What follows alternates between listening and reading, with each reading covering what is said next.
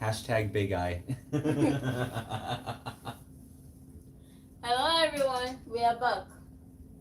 So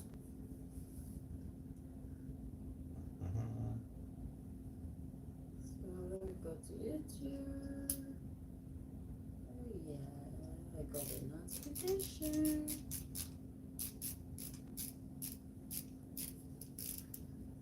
So we are going to be building this bookcase tonight. Hashtag bookcase, hashtag Walmart, hashtag mixed couple, hashtag family vlog. You tagged Walmart?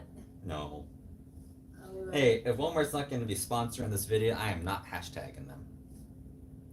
I owe nothing to them for hashtag. And if they want to supply products for me to review, I will hashtag the hell out of them. Hashtag sponsor us. So first of all, we need to lay it down flat. Okay. Down flat. So let's show what we have here. Yes, the Mainstay bookshelf. You have to scoot closer. Babe, put the knife down. You see, Tina does these really dangerous things. She will try and move something while holding a knife while balancing a plate on her head. So this is what we have. Mainstay bookshelf. It's essentially a Walmart branded bookshelf. They're all pretty much the same, kind of like made in China bookshelves. You can get these on Wayfair. We got this one and the other one at a really good discount. They're not bad for what you paid for them. Mm-hmm. Do you remember what we paid for? Like 20, 30 bucks is all, I think. That's probably watch your phone. It's okay. So I will give you the dimensions here. I'll use the American dimensions first. So it's 71.42 inches high by 24.88 inches wide and 11.65 inches deep. How do I open it? Hold on. Now for you centimeter people, it is 181.4 centimeters tall, 6 centimeters wide. And this thing weighs 55 pounds or 25 kilos. Donna, if you're interested, it is really good, Mike. Welcome back tonight, bud. Mike, thank you. So we have to open it up from the end. Let me. So you don't want to cut, you want to pull. Pull? You have to pull really. Dana, you and this knife is starting to scare me. You got use two hands, baby. You have to pull hard. This one is already torn. I know. Do you want to return it? Wish I had a box cutter. Because if you plunge that knife in here, we'll end up cutting something on it. Okay, hold on. You ready? 1, 2. Hold on, Tina. Tina, hold on. Stop, baby. I have an idea. Look out, please. These boxes are not made to get into. There.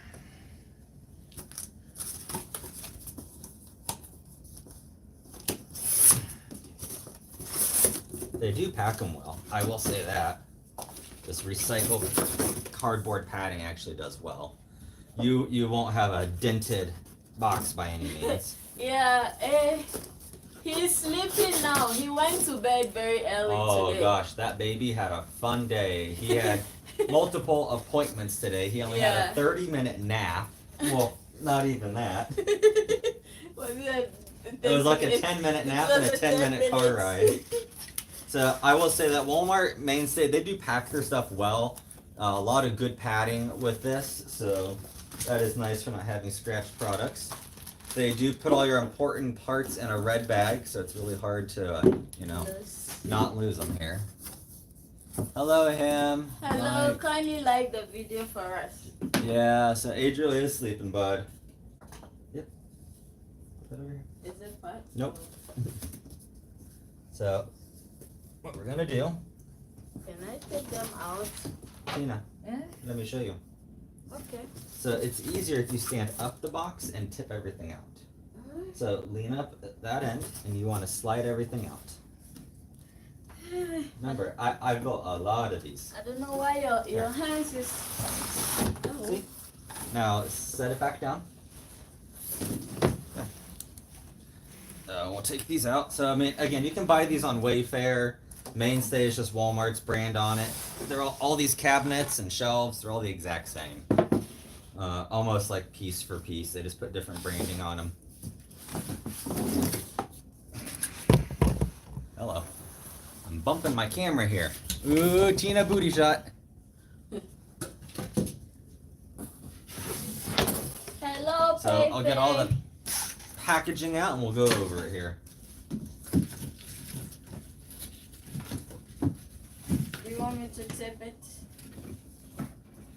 Yeah. Just a little bit. Just all the way. Go, go, go. That's it. Okay. So I'll put all the scraps back in the box. I like to consolidate all my garbage. Keeps it out of the way. So I'm still in my sling. I know I promised to make a video. I haven't made one yet. Been a little bit preoccupied. And physical therapy was pretty much the same for 2 days, so I finally have a good program now when I went today, which was good. Okay, well, we'll save that piece. I don't think we need it, but let me save it. I don't think we need that piece, but never know. More. So Tina's never built one of these, so it'll be a fun experience. We'll see if the engineer can build a bookshelf. Hey. My little engineer. I've told you I won't build stuff when my husband is here. Where is your husband? Oh, he didn't do dishes. I know. You're lucky your arm. You're lucky your arm is not your head. So they give you like a flyer here for their different collections, beds, all kinds of stuff, storage, cabinets, desks, bookshelves. Any comments? So suppose that we should rip that thing open. Hello, Auntie. they also have everything labeled with like F1, A1, makes it really easy to assemble. Let's see here, and then a instruction guide in like 30 different languages. I'm just trying to see how I'm going to put this. So Preferably up against the wall. yeah, up against the wall, but then which way? So And you don't want to block your outlet. No, but then when having a Zoom meeting, I don't want him to capture that thing. I just wanted to capture that. Yeah, you cannot block your access panel. Yeah. Our electrical access panel is behind the door behind us, so when it comes to mounting, they recommend a stud. Yeah. I am very studly. Angel is in the other room, so. So we have A through K. They recommend a hammer, a flathead screwdriver, a Phillips screwdriver. We'll have the flathead and the Phillips here. I don't have the hammer yet, but I'll go grab that. And I'll go put the knife away. And Tina can talk to everyone. I guess I'm going to sort them out. So we have A1 here. Let me put my phone away. We have this is G.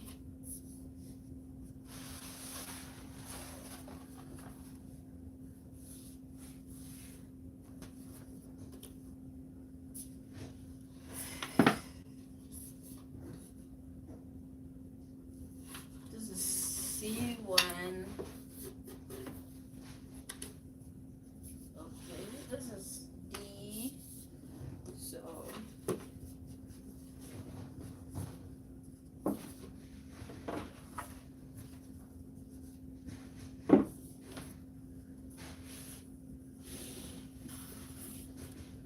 it's a little bit heavy. Guys, please like the video for us. This is I and H.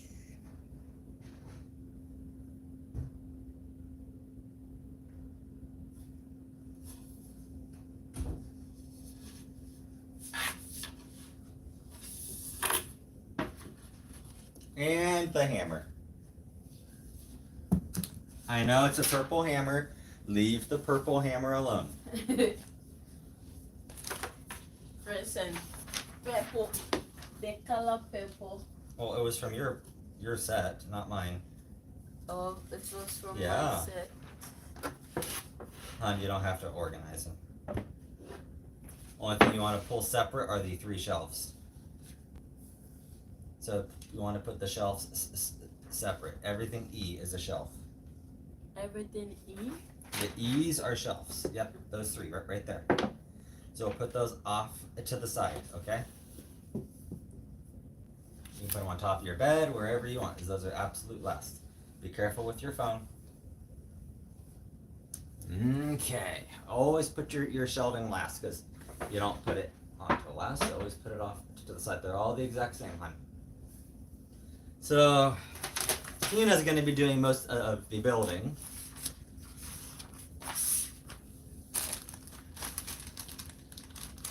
Uh-oh. You need to open that. You'll have to pull hard, baby. Like jam your finger through it and pull hard. There you go. So, and then all your little screws here, everything's all in here. Cam locks, screws, dowels, finishing nails. This little guy here is used to hold the actual finishing nail so you don't whack off your finger. Tomorrow I will watch USA Toga match in the stadium. Oh wow! Which stadium? Mike, which stadium?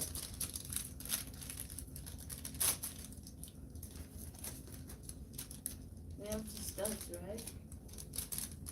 I'm opening up everything, huh? Why don't you wait? When Tina, we get you to what pre-open it so it's ready. How about we lose some? Tina, I normally I've made the cabinets in the closet, the cabinets in the utility room, both bookshelf. I know how to do this. Let me show you. I normally open these things when I'm ready to use them. I have to have them all pre-opened and off to the side. Because then I'm not fighting with them later.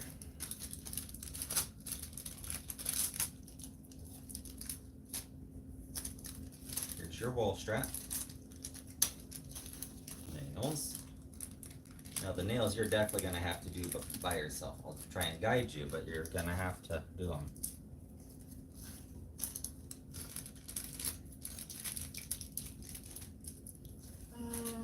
The TV. So how are we going to put the strap? What's with the TV? It's right behind you. So, I'm just saying. how big of a bolt are we using? I'm just saying. And we can mount it tomorrow because it's gonna make a lot of noise and I don't want to wake up Adriel or all of our neighbors. Yeah.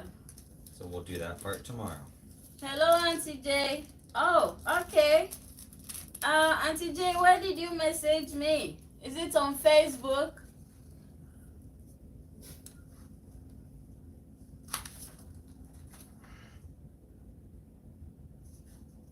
Gina, you want to look at this? 1, 2, 3, 4, 5, 6. Okay. So you want them flush. Okay. And then you're gonna put the pieces in the way they say. Okay. Okay. So this guide gives you examples of how everything should look.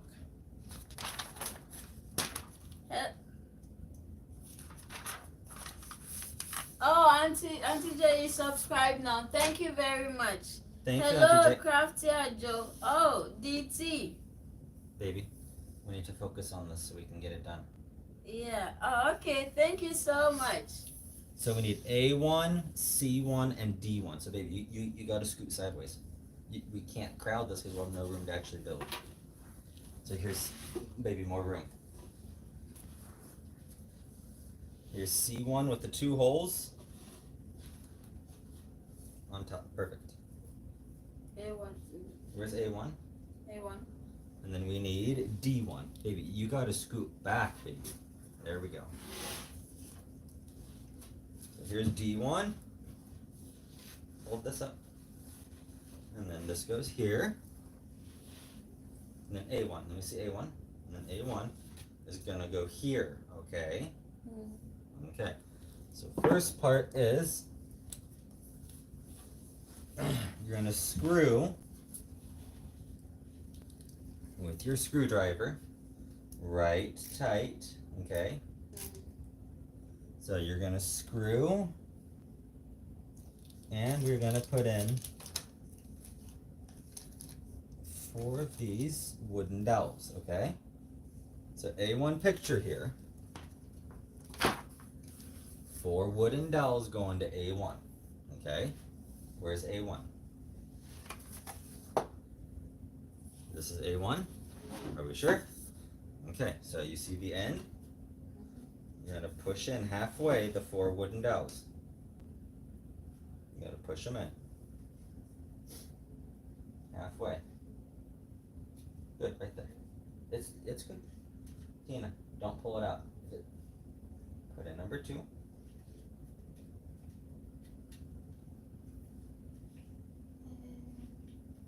So watch, ready?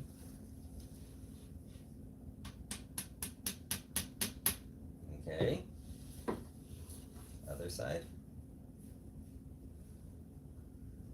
I'm teaching Tina how to build a bookshelf. I'm going to put in the bottom one.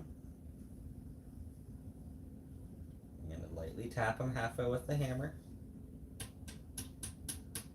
Good. A little more. Okay. And now, we'll put that over there. Right in there. Yeah. It only lines up one way. So I would recommend having the A1 face up so that nobody sees it. Right there. But hold on. Tina. We have Tina. this place. Tina. Yeah. Watch. So what we want to do is turn this around so the white piece faces out. Okay. Yeah. That's what I was trying to say. And then you're going to line up the holes with the dowels. Line up your holes with your dowels. You got them all lined? And then push. Push, push, push. And you can even pat. Good. Okay. Now we're going to get the long screws. Which ones are those? Those the black ones? Yep. The long black screws.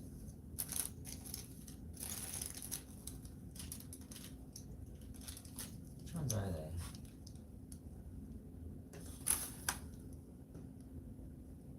Oh, Mike, I want to make a fried potato with egg, but the light in the kitchen has stopped working and I can't see. Oh, sorry, Mike. Sorry. Here's the problem. They only sent us 2 screws.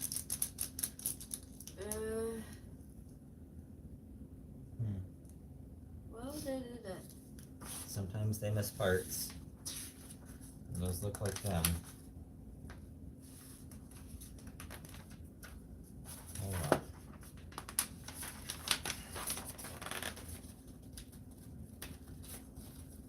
Really?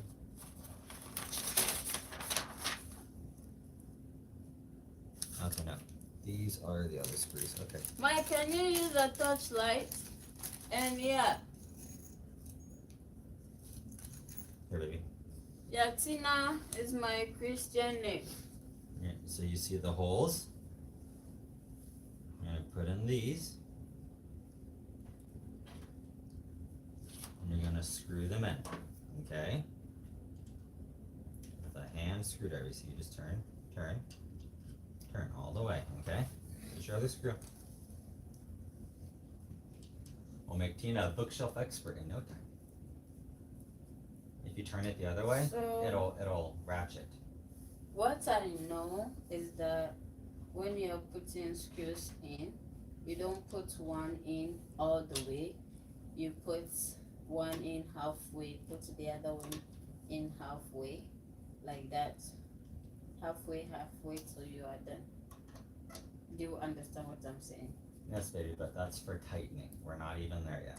So Screw one in all the way, but don't tighten it. Oh, okay. That's loose. Tina, go back and forth. Go back and forth. Left, right, left, right, left, right. Tina, don't take your hand off. Just keep your hand on. It's a ratchet. Tina, left, right, left, right. Just tighten it.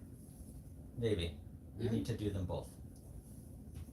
It's just tightening instead of loosening. It's supposed to. Baby, we're putting them in. I thought you said I shouldn't put it all the way. Baby, I said put them in, but we're not going to tighten them down till last. So okay, so you want me to put it all the way. But baby, if you spin left, right really fast, it goes faster. Oh, okay. I understand what you're saying now. Baby, keep your hand on it. Tina. Oh, here? Don't take your hand off. Tina, stop. Let me show you.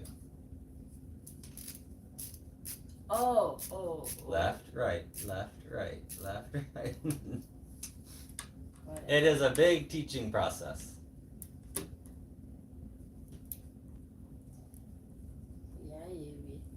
Yeah, just go back and forth. Leave me It's so alone. much better. She can't seem to figure out how to go back and forth. There you go. I am going to be so happy to show this live stream to Uncle and your Papa and your brother. Are they tight? Tina, are they tightened? Yeah. They're all the way in? Yeah, all the way in, but not that tight. So you said we shouldn't tighten. Well, baby, now you can tighten them down now. But you don't want it so tight that it breaks, okay? Yeah. Yeah, I'm Augustina. Why am I not seeing all the comments? What is I don't think there's a lot of people in. No, yeah.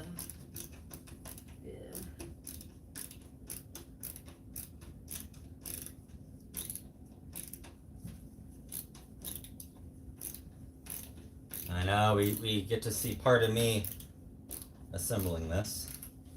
Oh, I'm Christian. Tina, did you I tighten? have my Ghanaian name. Are these tightened down? Not super tight, just make sure that Yeah, they're all snug. Are they? Yeah. I'm Christian, but then I'm just saying I have my Ghanaian name. Yeah. And then I'm called Augustina. I see it as a Christian name. But I have my actual Ghanaian name that my parents used to call me back home. And I am Kweku. I am Kweku Ghana. Yeah, I have a Ghanaian name. Okay. It's just So we got that done, right? my mom and dad and my siblings that used Tina. that to call me. We need to turn this over so it's bumpy side up. So hold the ends so they don't snap. Hold the end up. Hold it up, baby. You gotta hold it up. Okay. I can't hold it up. All the way down flat. Down flat. Okay. Let's see here. We're gonna need more room. Yeah, Chris Kweku Kweku Ghana. I am in the great Kweku. You will quake in fear when you see me.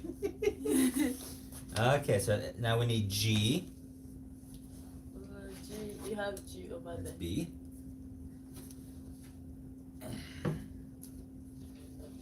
Right, now we're gonna slide this up. Slide it up, baby. On the floor. Slide. More. All the way. We have really struggled to get baby to sleep. And he volunteered to go to sleep tonight. He was exhausted. Tonight he volunteered to go to sleep. Okay, let's see which way. I gotta put this. Ever since his dad, after his daddy's surgery, this boy doesn't want to sleep in his room or in his bed. He always wants to sleep on his bed, on our bed. With Dada. And with the great Dada. It's been very tough for us because sometimes when he sleeps in our bed, he will start trying to get me out of the bed. He will use his leg. He will push her with his feet to push her out of bed. He will use his feet to try and push me out of the bed. I'm like, seriously, this is my bed. Because he likes to feel comfortable, like to be able to roll around. And he's not able to do that when the three of us are on the bed. Okay, baby. So, screwdriver. We gotta focus. Same thing, okay? are we not supposed to? Don't we? We don't have to put the wooden ones first. No, baby. Look at the other side. They don't come out that side, okay? Oh yeah. So we want it as straight as possible, nice and flush. You see flush? Nice and flush. You're gonna put in your screw. Put in your screw. You want it to be. Tina, put in your screw. You want it to be. Flush. Nice and center. You see flush.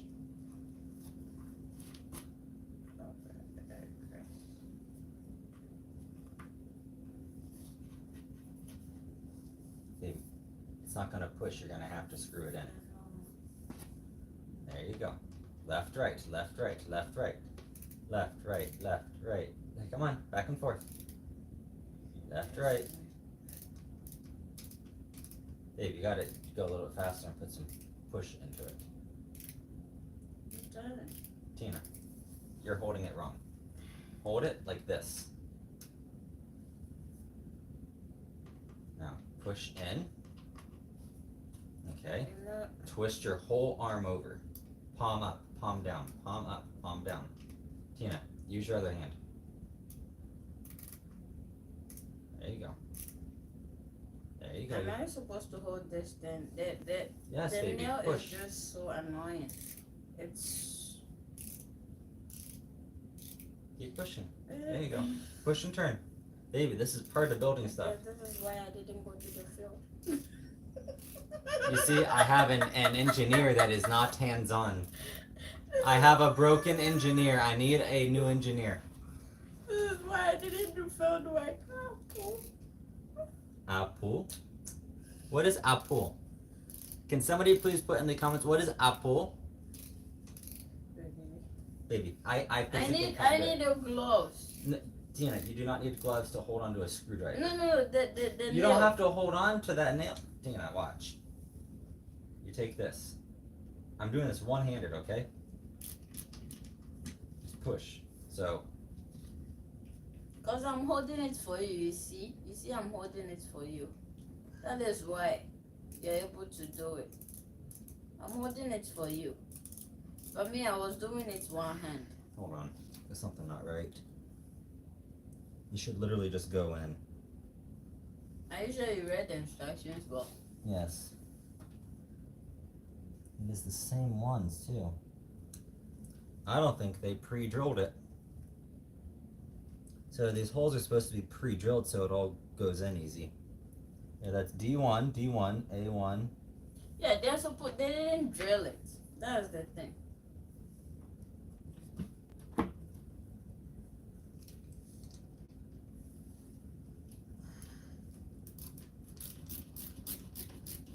There we go, see? Just like that. So they did pre-drill it, we just couldn't see them. Alright, I did one, and I'm going to do two, and then you're going to do two like a big girl. You put it in the bigger one? Yes, baby, that's where it goes. Tina. I put it in the small one.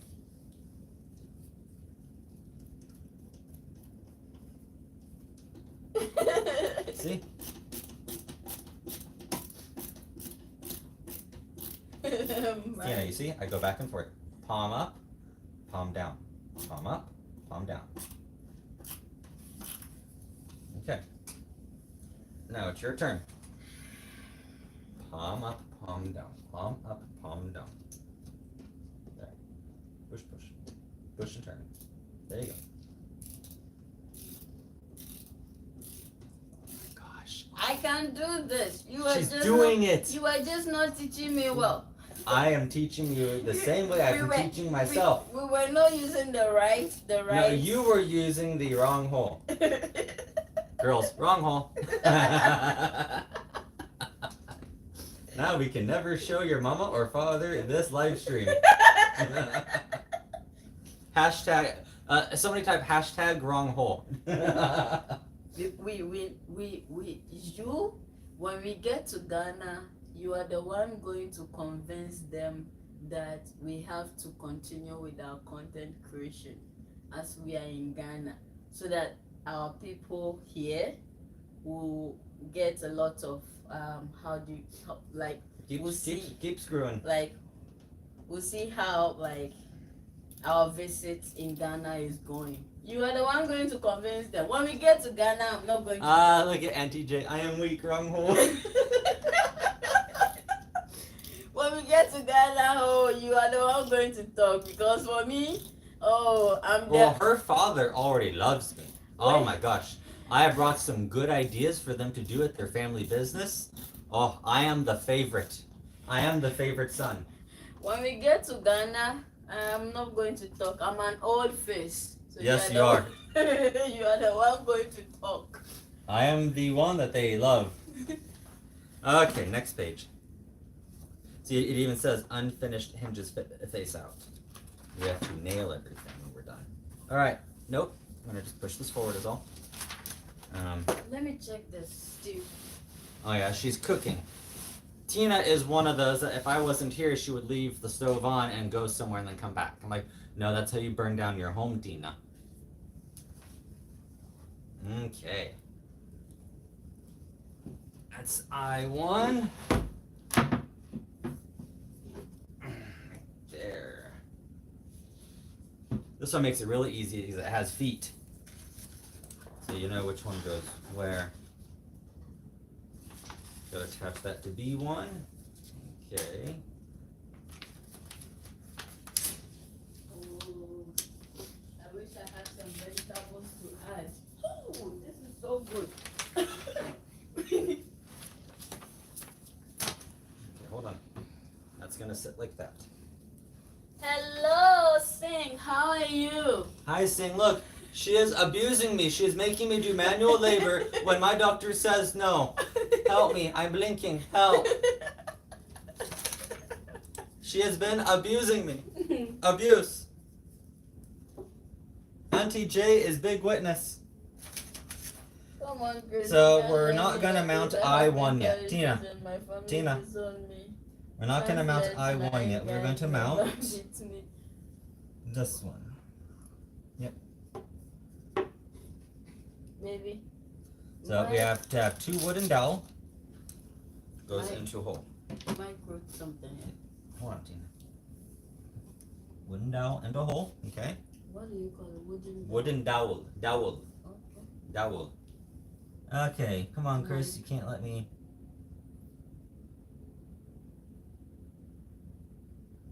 Nine gang member beat me. I don't understand. No, Mike. You can come join us. Come join, Mike. Come on. We have plenty of room here, my friend. Uh-oh. Really? I am on the way to make a global commission. Well, man. We appeal from there. This is like Johnny Depp trial, okay? No, she didn't poop on the bed. You. Did you even watch that, Chase? I watched that. And she pooped on the bed. The 2 of us watched it. Have you forgotten? Well, I watched it by myself at work. I was at work mostly. I don't know. No, like we even talked about it. I can't believe Amanda heard. So, when you came home, there is a sign. I forget who sings it. Auntie J, you might know. What is it? I saw the signs. It's an older '90s song. I forget who sings it. Hold on. Let me look this up so I can continue here. I saw the sign. I saw the. Remember that time I was always watching the Who news? sings that? And I'm gonna feel stupid. The Sign, Ace of Base, 1993. Okay. And so there is this part that goes, "I saw the sign, and it opened up my eyes. I saw the sign." Well, my coworkers at 3M and I at the time, when that song would be played on 3M's radio, because they played classics overnight. We would make fun of Amanda Heard. So instead of "I saw the sign," it was I shit the bed.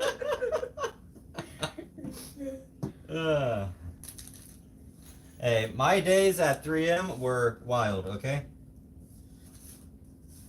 What you just Tina, I watched Chris live on replay of him cooking oven chicken thighs. Oh yeah, he did. It was So good. these are the black round, Tina. Yeah. These have round top. So you get to put in these. Come here, baby. Come here. All right, we're gonna have Tina try again. Remember. What? Screw, left, right, okay? And these are pointed. And there's wooden dowels, okay? There's wooden dowels in it already. Yep, I'm gonna move the camera closer. All right, let's see if Tina can figure out the screwdriver. Why you think I can do this? That, right. Make sure it goes in straight, baby. Not at an angle, straight down. There you go. And you don't have to push hard. So, baby, watch. Huh? Keep your hand there. Use your fingers and grip the screwdriver. So, good, not hard. There you go. You don't have to grip hard. It just stops it from counter spinning when you ratchet back, okay? Baby, just 2-finger pressure. Just that, okay? So, right, left. Do full rotations. She teaches me to make banku. I teach her to assemble bookshelf. Soon I will have her go to the Timu factory. we will have you building stuff, okay? All right, now it's that side. I grew up among boys, so I wasn't. And yet she has a hard time using a screwdriver. I wasn't really doing anything at home. I grew up among boys. I can't read the comments. Yeah. I grew up. The phone. I grew up among boys, so I wasn't really. Saying, I was watching Venom new movie, and I feel, man, this movie is boring. Most of the superheroes are boring. Yeah, like the old school days, like Generation 1 MCU, you know, like Iron Man 1, Captain America 1. All the original ones were good. I'd say after Avengers Endgame is where they just destroyed it. It's so stupid. I literally quit watching it after that. How? Stop. How is it messed? Okay, baby. Want to reverse? That's why you gotta pay attention and go straight down.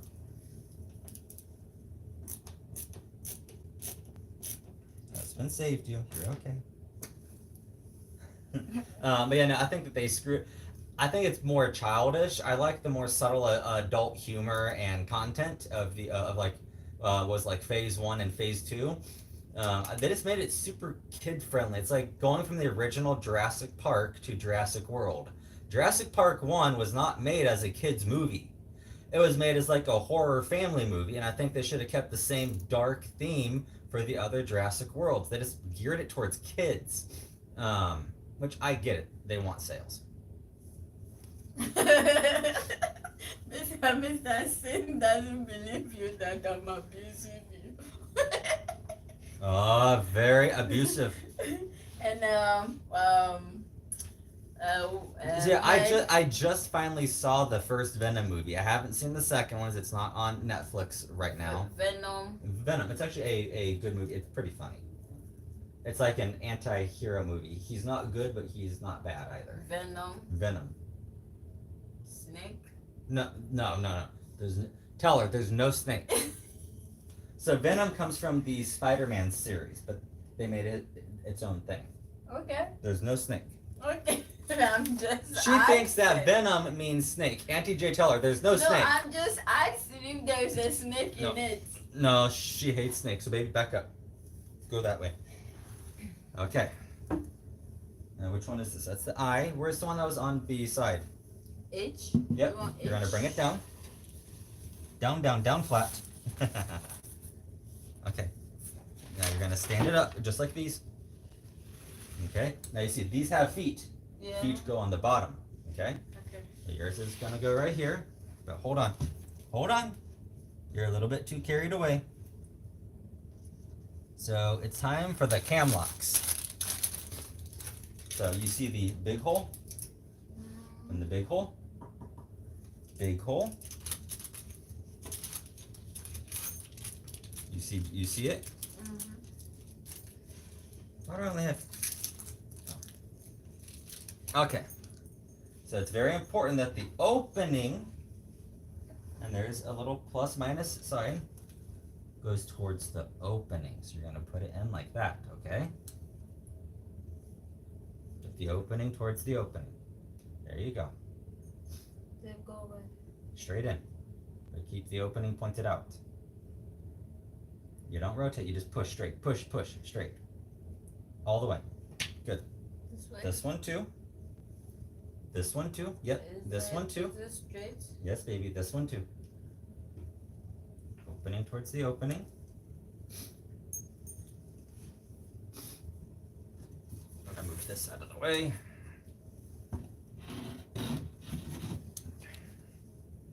Okay, good. Now this is what they screw into. Okay, so this goes into these holes. Very important. They are straight. Okay, you want it straight in. Okay. You're gonna use this. You're gonna use one hand to hold the screw straight, one hand to push and turn. That's why it's easy to use a ratcheted screwdriver. Yep. Just keep them straight. You see, I am making an engineer out of her. Awu? Who is Awu? Who is Awu? How am I supposed to know what AWU means? I am an English-speaking Caucasian in America. If somebody yells danger or heads up, I know, move. Tina yells, ew. I'm all, what, do you have to poop your pants? You like need a bathroom? Ew. Is AWU like bird flying over? I don't know what AWU is. Is it I am thirsty? Hi, Marion. Hey, Mike. Yeah, at first I enjoyed the first appearance of Venom. Yeah, it was good. I mean, myself personally, I don't think they should be gearing these towards like teenagers. Like if you look at the original comics and stories, a lot of these stories would have been rated R or NC-17. If you like look at some of the original Stan Lee ideas and comics, some of the graphics and content that they were speaking of, they never even put remotely close. I get it. They would lose a lot of sales, but still. Okay. Does it look good? Yes, it would. Let's see if I can do this. Okay, so right now, how many words do you have from me? Right now you have ewo. Ewo, cow. Tina loves to say cow. She kind of sounds like a Ghanaian that's short circuiting. Cow. Erati. Aquaba. Yeah. I love Aquaba. Aquaba I like the the Aquaba girl is hot too. I like the Aquaba girl. So what is Ewu? I don't know. It's an exclamation like danger. Danger. Yeah, danger. Or if something is about to happen, you know. Oh, so the other word that Tina does is oh. When Tina is very surprised. Oh. Oh. I know I promised I would never say it, but for the good content, I have to say it. Okay. What are you going to say? Okay. Quick story time. Auntie J, pay attention, okay? So we were in our first place together in Brookings, very, very tiny place. I know I've already told this story. Very tiny place. And Tina was upstairs, just got out of the shower, and I snuck upstairs. And I found like a little piece of like thread, like string, okay? And I was trying to be romantic, and I drug it across her shoulder and her back, you know, like dragging a rose across your wife's face. Tina doesn't hear me come upstairs, okay? Does not hear me. And I have this little string, and I run it up her back, okay? She scared me. I was traumatized with the noise that came out of her mouth. Hey! Marian, you're here! She made like a war cry to summon the village. Hey! It's like, is one he. I need help. Two he's danger. Three he's. Marian. Tina had a terrified look on her face. Hey, hey. And it came deep from in her soul. It was a deep he. It's true. So Marian had me say it was. I can't believe I said this on camera. So take your corner over there. Do you want to practice putting these in? Yeah. So Okay, so put these in first. Tina, stop. Put these in first. Which way? This board. You, Adrian. Which way does the opening go? This way.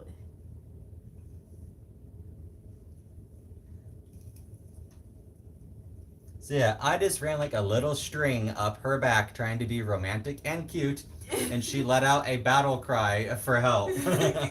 I thought something like She thought a snake got her. My question is in the middle of winter in South Dakota, upstairs, how would a snake magically appear to touch your back? And wouldn't it be a little bit heavier than a little string? I don't know. Okay, ready? Tina? So we're gonna watch me first. Watch me. I'm gonna line up the holes, okay? And you slide it in. And it self-balances, okay? I'm still reading these comments here. Genuine question, why do you always look exhausted? Because I'm recovering from surgery and I'm very tired. When I'm not at surgery and I'm not... Uh-oh, Tina. Mm-hmm. Wrong piece. Let me have that one. Switch. Glad we figured it out now. And when I when I do normally work, I'm working 60 hours in 4 days. So yeah, I do look a little bit tired. Right now I'm always looking tired because literally I'm only sleeping for 3-4 hours each night with my shoulder hurting. So that's why, bud. Jimothy. Chris, you sneaked up on her, Mr. Smithy, because his arm keeps... Yeah. I normally don't have this bad of dark circles under my eyes. Hi, Helen. I wish I could give out more moderator, but I have to get to know people for a little while. I usually say Y-I-E, yay? Yeah. Just like you say Iwu. No, yeah. Yeah. My hubby likes to sneak up on me too to scare me. So entertaining to watch while you work really long hours. Yeah, so I'm originally scheduled 8 to 8, but I'm salaried, meaning they don't have to pay me overtime, and they don't. So they can abuse me. They can work me long time. So I've actually gone in once before at 7 o'clock at night, and I didn't leave till like 10:30 the next morning. And yeah, I have to go home, sleep fast, and get up for work again at 6:30 p.m. So we're going to tighten these. Oh, okay. So start with this side. Turn right. Turn right till it stops. Turn hard. Good. Now that one. So I would like to, one of these nights, give a tour when we clean up our closet. We had a very boring closet. Like, with like one of those stupid cardboard, tubes that hang up your clothes that won't hold more than 3 shirts. So when we first moved in here, we spent probably like $500, $600 on closet maids, and I built a modular closet system on both sides. There you go. Good. Not super tight. There you go. It's okay. Other one. You're okay. So we have the doors, the drawers, everything. I would like to have like a big bedroom like this with like a walk-in closet in our final house one day. All closet mates, all modular and professional done, as I'm not doing that crap again. Okay. Mr. Singh, Chris, and Tina are so funny. Let's see here. You're like you're able to make a mockery of your wife. Otherwise, most people would be scared of their wives. I make humor to cope. Alright, ready? So whiteboard faces forward. Bumpy side up, okay? That's so people like Adriel and kitties and animals can't throw their binkies underneath here. They thought ahead. So This one needs which screws? I think it's the silver ones. Got that. I built enough of these I could pretty much do it without the instructions. Let's see, I got that. Okay, so yeah, I need number 1 screws. Question is, where's the other 2? Right there. So Tina, screw time again. Into the hole. We're gonna screw the hole, Tina. It's on your side. Oh wait, hold on.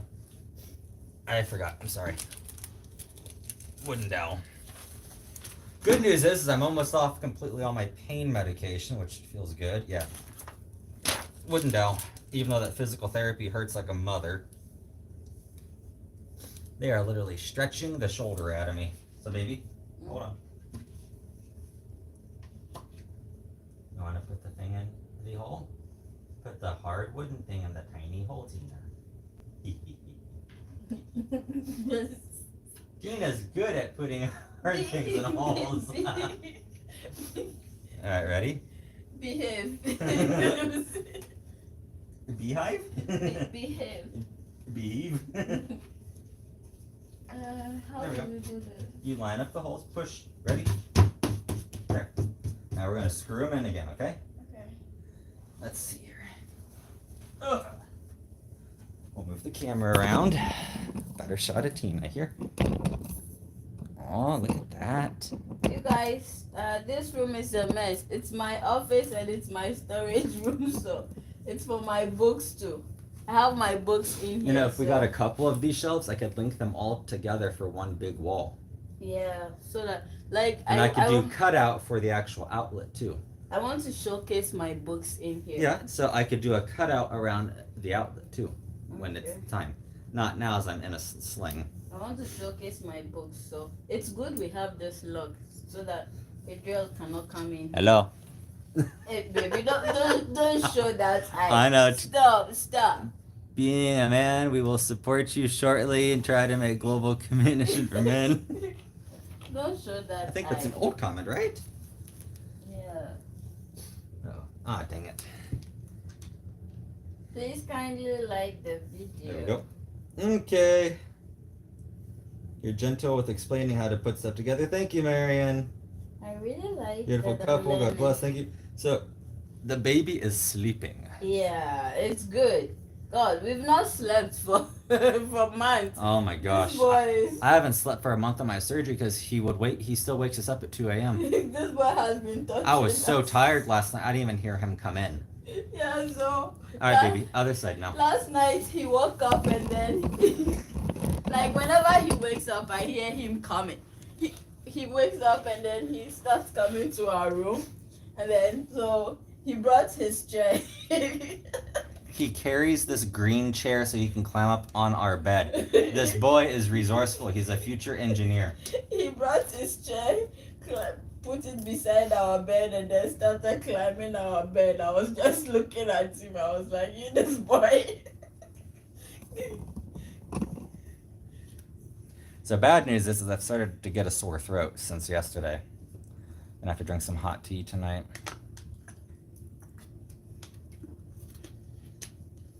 I gotta go take my evening meds too. I will be right back. Tina will entertain you for a few minutes. Oh yeah, it's a bookcase, a shelf. A 5-shelf bookshelf, Yeah, which I call a lie. They only gave us 3 shelves. it's a bookcase. So that's what we are working on. You guys know that I have what do you call it?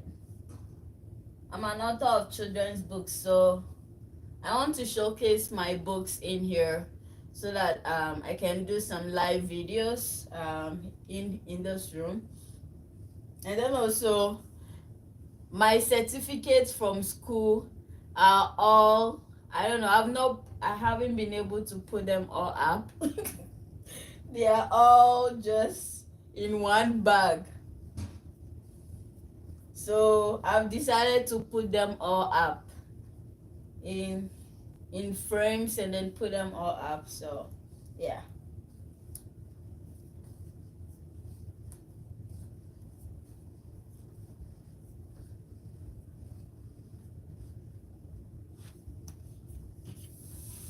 Maybe tomorrow during our live, I'll put up one of my certificates. I bought a huge frame for my doctorate certificate. So yeah, I don't know. For some reason, yeah, it was. I got my certificate in 2023, and it's still in that bag. So I finally decided to put it up.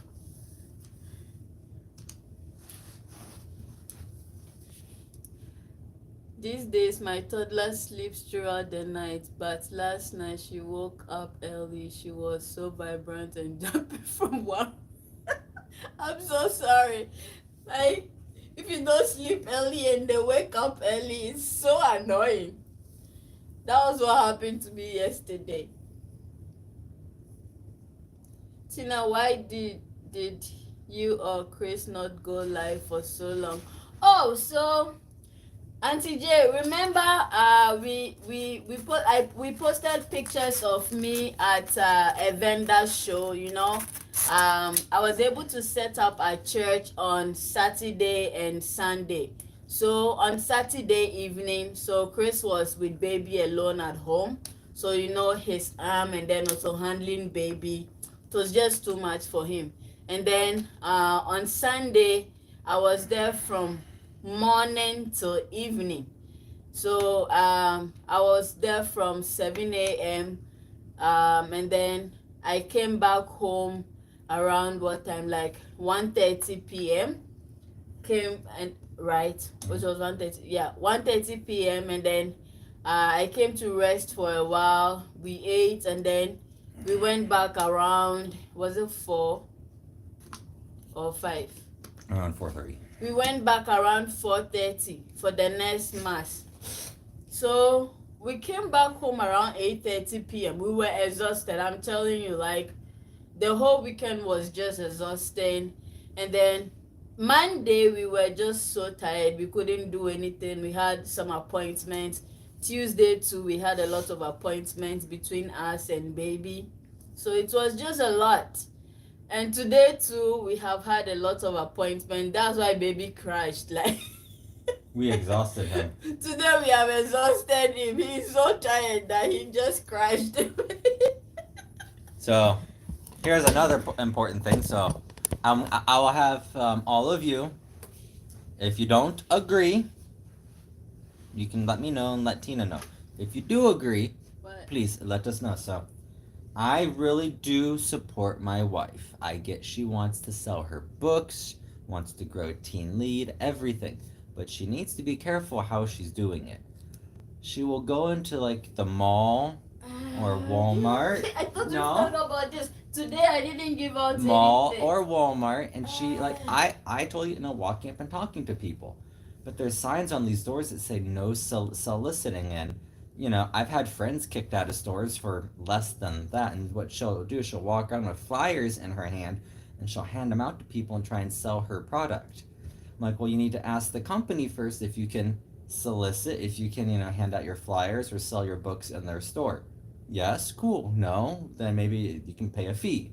Well, she still likes to hand them out, and I don't want to see her trespassed if she were to get caught. Especially with the way the immigration stuff is going now, you don't need a criminal record for something stupid. So what I'm trying to get her to do is, like, if you want to talk to people, that's one thing, but be careful handing out flyers. I said what's easier and far less profile is get little business cards, make them look like little pogs, little tokens, just something catchy, a QR code, Teen Lead on one, or your books on the other, and give out business cards. Huh? That's what Because I've been fighting with her for so long on this, and I don't want to see her get in trouble over something so innocent. Today I didn't give any flyers out. Okay. I didn't. Now it's Tina's turn. You may speak your piece. I didn't give any flyers out. Forgive what is in the background, okay? I'm a businesswoman. I sell everything. I sell African clothing. So these are my stuff that I use in selling my African clothing. So, and these are boxes of my books. So yeah. And a naked mannequin. The naked mannequin is there. for the African clothing stuff, so don't worry. But I have to explain to Tina that it's different here than Ghana. People don't take kindly to soliciting, and all it would take is one person lying and saying that Tina's being pushy or being mean, and she could get trespassed. Yeah. So Auntie J, so these are some of my African clothing. So this is like kaftan for men.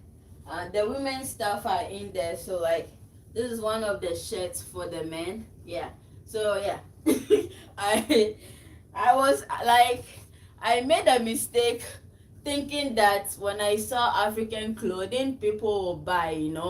I was like, I need money to sponsor my non-profit organization in Ghana. So I thought, okay, a good business will be selling the African clothing. And so far, from my opinion, that business has failed, because Completely. it has failed. Because I have a lot of clothing, people are not really buying. I don't know what to do anymore. So, yeah. I'm trying so hard to sell them, but as at now, nothing really. So, but I have signed up for some vendor markets in March. So. And she asked the mall how much, could she set up just a basic little table and hand out flyers for her nonprofit, a registered nonprofit. And this mall manager told Tina it would be $500 and she could set up a table in the mall, massive mall, but $500 per day.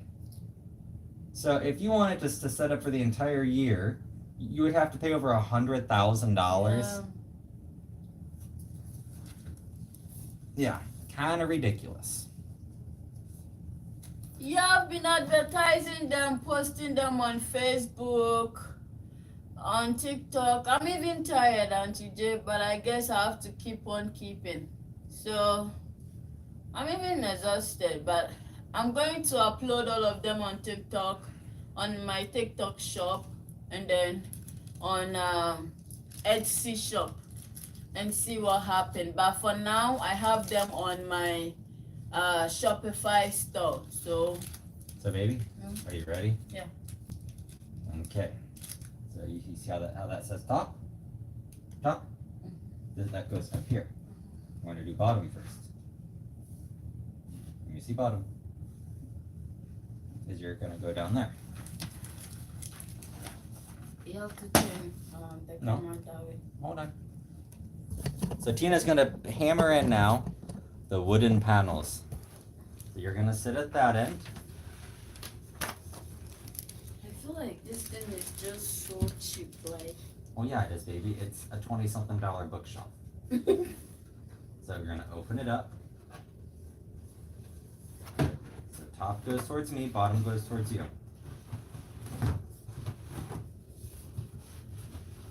Alright, wrong panel. Wrong one, other one. This goes where I'm sitting. That's the bottom panel, good. I hope today we have all Baby, the open nails. from the center. We do. We had all the nails last time. Last time, no, we didn't. Yeah, we did. We have to. Last time we didn't do. Okay, baby. Then you want to line it up, okay? Hold on. This is gonna go halfway, okay?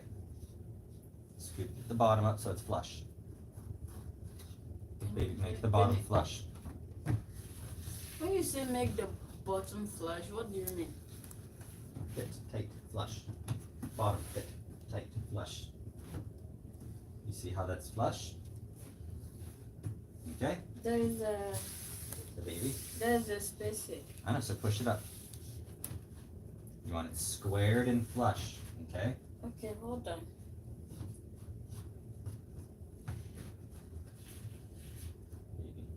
Yeah, I'm trying. You see this corner? Oh. It's not flush. Bring it over. Alright, hold on. Scoot the bottom, the actual board over. Lift and scoop. Lift and scoop. Good. Good. You see how it's flush now?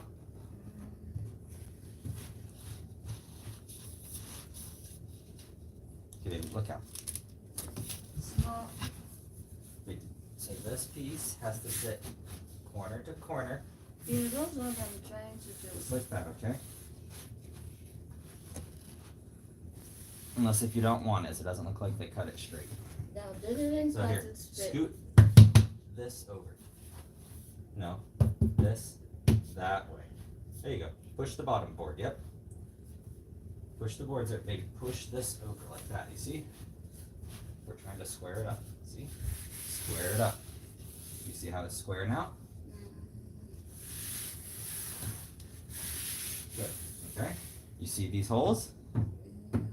You're gonna take nail. Watch, baby. It's not really fitting. Baby, No? you won't see it.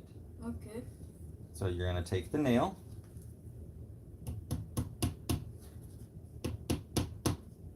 I want it to go in straight. Okay, I'll show you another one. I'm gonna go from one side and work your way over, okay?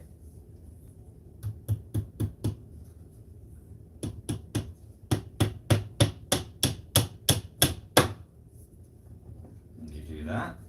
Yeah, give me. And try that one next, okay? Come over here. You're okay, baby. You Oh, can let well, go. It's going Okay. to move. So let Baby. me start here. Will not move.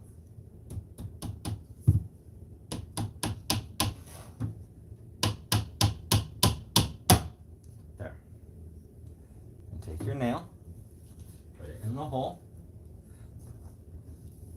Tina's good at putting it in the hole. Chris, behave. Behave. Let's see. Like you cook it fresh to order. Maybe African food. Yeah. Starting a restaurant, a lot of restaurants go out of business, especially here. It's so hard. Baby, hold the hammer at the bottom. Tina, hold your hand more down the hammer. There you go, halfway. I'll give her nails like I give Adriel food. One at a time. Social media advertisements is it good? These things, yeah. So I mean, we can start doing advertisement for your book after your book launch on social media, or we can advertise on Facebook and YouTube with your book launch as an ad, and we can target it locally. Okay? Yeah.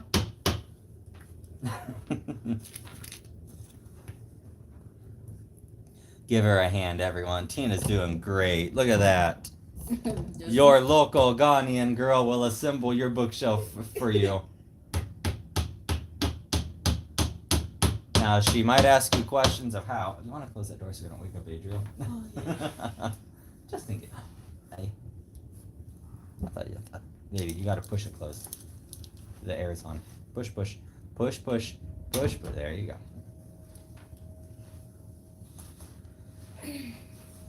Why don't you ask a carpenter to repair it? Dude, it's it's literally a cheap $25 bookcase from Walmart. And if someone comes to assemble it, we'll have to pay like $100, right? Yeah, you can have a professional come and they'll charge you like $80 to $100 to assemble a bookshelf.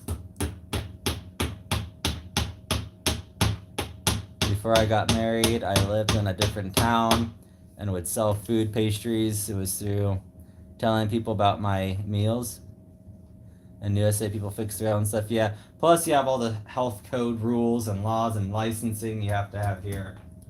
Yeah. If we were still living in Brookings, I would have started a restaurant in Brookings. That would have been popular. Yeah. We had plans on doing that, but we moved. So.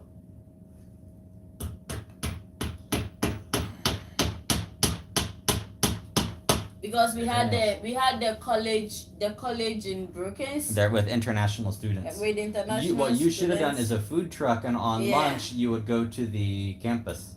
Make sure it's straight, up and down. There you go. And they didn't really have, apart from the Mexican restaurant, they didn't really have. Baby, here's a tool you can also use, and it'll save your fingers. Look, you see?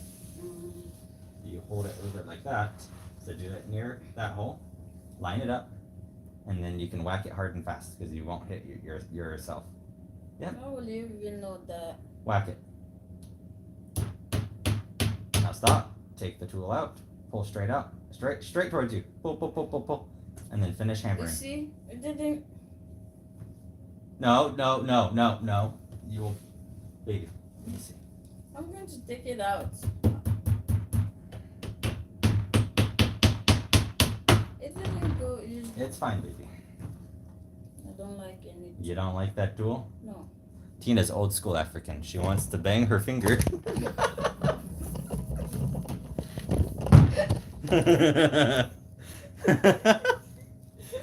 Now I'm going to get banned. And today I believe this is an event which remarks joyfulness of togetherness. I call my husband Mr. Fix It Yourself. He fixes it himself. He's Mr. Fix It. I'm Mr. Build It. Because Tina says that she got married, so she doesn't have to do anything hands-on. She'll make me shovel our porch, sweep off the cars, pre-start the car. She's all, I'm not gonna pay $200 for a remote start. I have the husband start. He just goes outside for free. She is a true African. But now that husband is injured, she has to shovel her own car, sweep her own car, start her own car. Yeah. You are a big girl now. When it snows, I'm like. Well, God was very grateful. It only snowed once. It's only snowed once. God is gracious. You should be praying to him. The starter was like $500, not $200. Yeah, it was like $500. This is like $500. We had to pay $500. So our cars do not have like the starters. Remote start. Remote start. So when it snows or during winter, we have to go out and then start it ourselves. So like a poor person. Here we are. Instead of calling it remote start, they should call it poor start. Here,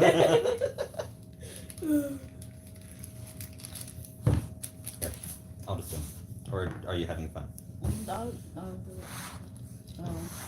You expect me to put my finger there and you're going to hammer that. She literally just put her hand for me to hold this nail while she hammers it. No. I may have been born on a Monday, but it wasn't yesterday. That's not what I meant. I hold the nail and she hammers it. That's not what I meant. Auntie J, still I couldn't understand that. Where are you from? Trying to be respectful. Do more. The way we are using these nails, I hope we have all the nails for the apple. I have a whole bag. That is crooked, Tina. Take your hands off. I don't trust you either. I don't even trust myself.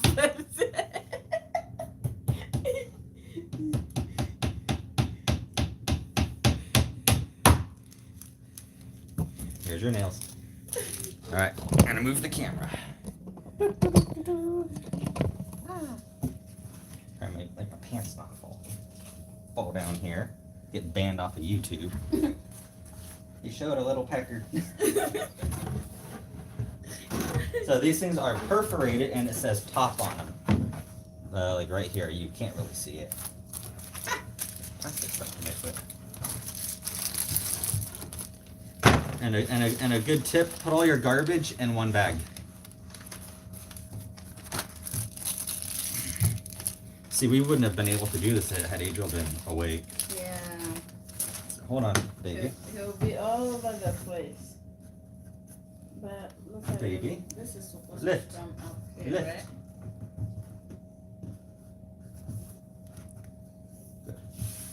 Good. Yeah. Good. All right, now you're going to hammer over this one, okay? And start at a corner, okay? Corner. If these overlap a little bit, it's okay.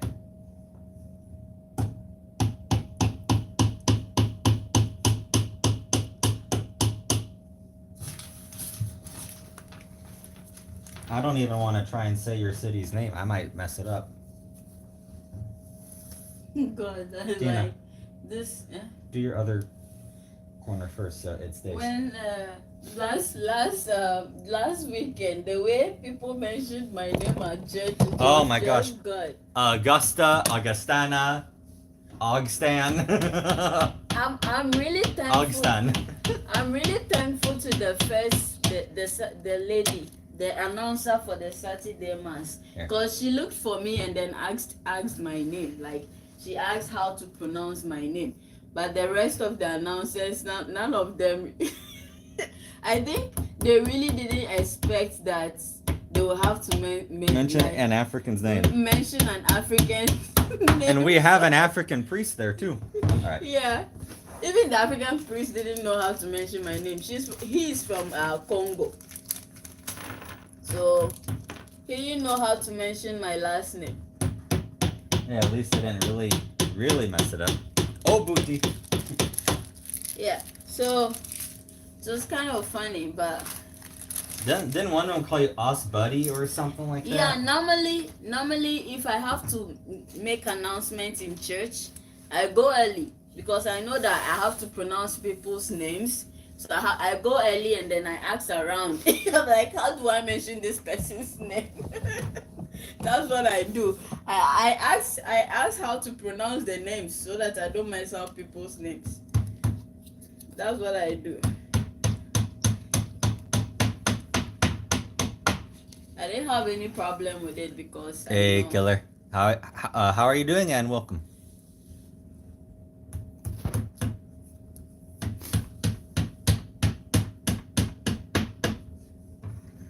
We are getting there.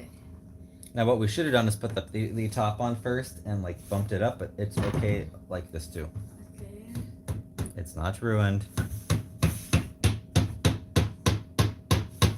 See, now when Tina wants to buy this stuff, now she can assemble it. Yeah, I won't need. She won't need no man. I won't need no man. I won't need the husband's. Until she builds it upside down and has me fix it. Why is the door upside down? Why is it leaning to one side? Why do I have 3 extra screws?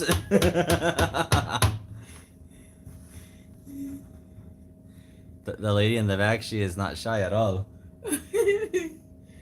Okay. My name has been mispronounced so many times I don't even try to correct them anymore. Sin is subtitle, which represents our category. Like, sin category, battle winning history in the past. Oh, okay. Yeah, like I was like, oh God. Tina, that nail is crooked. No, keep going. You're already in. It's like a crooked pecker. You just got to deal with it once it's already in.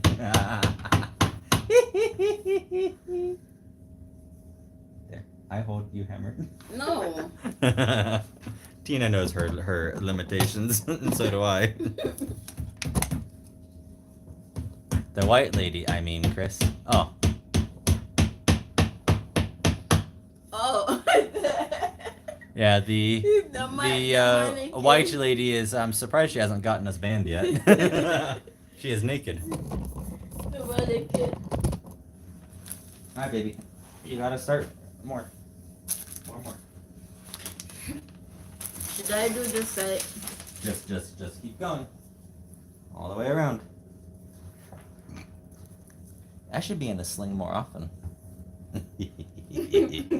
That's no fair. So this bed right here was our original bed.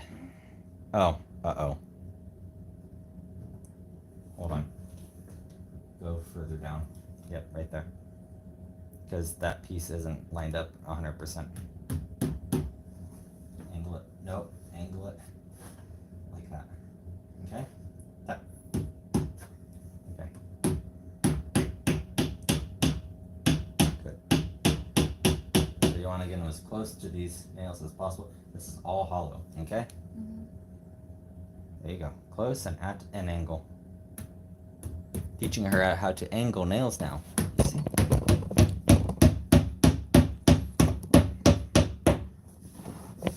Good.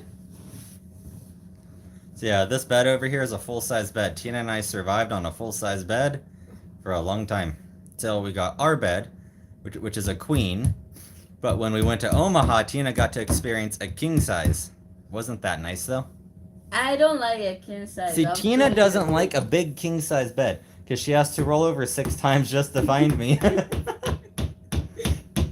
Husband likes it as I get to escape the overcrowding wife. All right, hon, switch sides. Just come over here.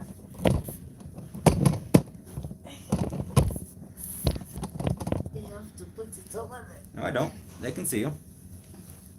Where's your phone? Put it away over there, and then so that they can see you. Put it. Then pass it. Pass it. They have to be able to see you too, not just me. It is the Tina show. No, show your. It's Guest starring it's all husband. of us. But then they can't see you hammer nails. It's okay.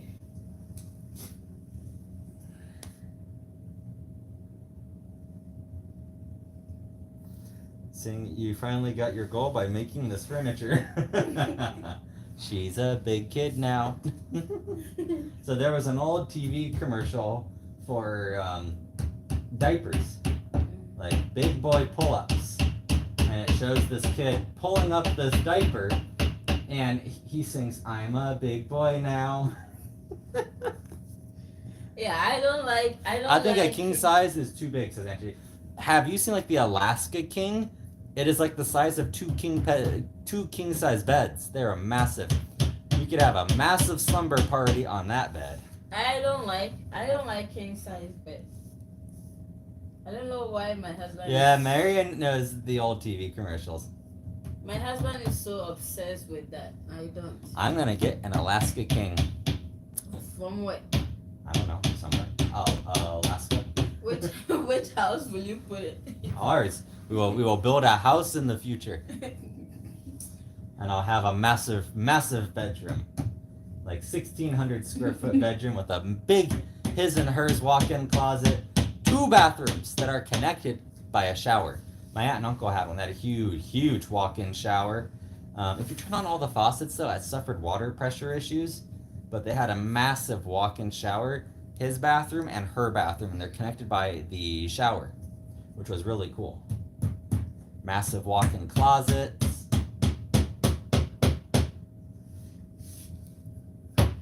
Hey, when was the funeral? Oh. You can. Did you send it? I did. Adrian will be so confused with that size bed. He'll be able to play a football game on it.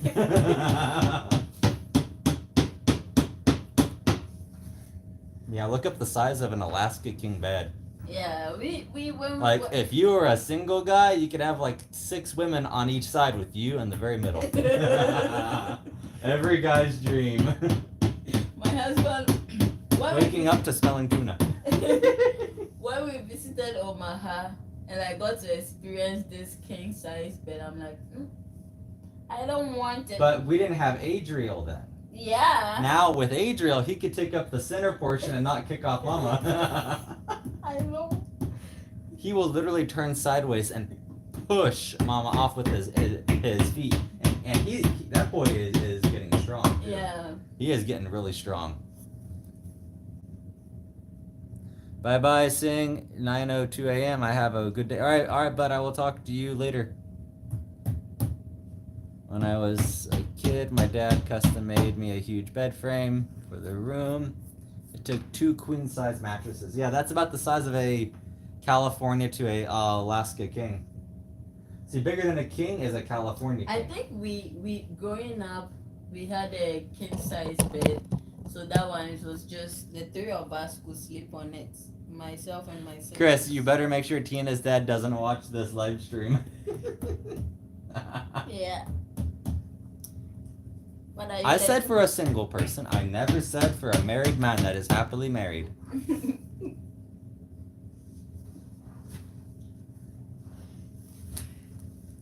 What are you doing? Are you okay? Scooping. What? How Nails. many nails? You have do two we more. have left? 1, 2. 1, I 2. told you they don't give us Tina. enough nails. See, we have more. You see, I told you. We have to. Yeah, put those there. Just space them out. They shorted us nails. I told you the last time they did that. It's okay. Put those 3 over there. It's okay. Yeah, just space it out right there. And I'll put this one in that corner. Okay? Or put this one right here. No, that corner. That corner. Yeah, they shorted us quite a few nails.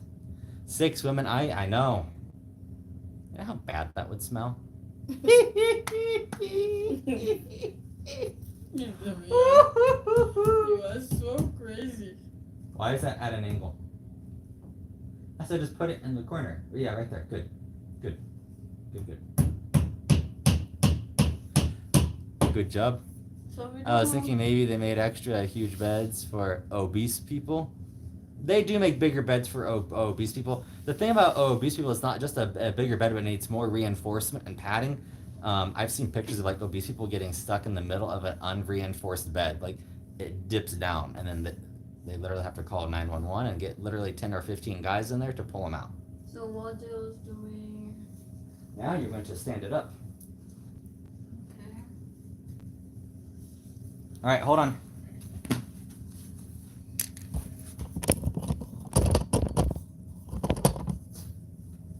I'll use my good arm. And lift. It's okay. That was your first nail that messed up. Okay, we're all good. See? It looks good. It looks good. Okay. Scoot it down this way. Lift from here. Lift. More. You don't want to block your outlet. Right there. Now scoot it back. Or do you want it right here? I want to right there. Then go over there. Lift from here. Keep going. Lift your corner. Good. And go back. No, too far.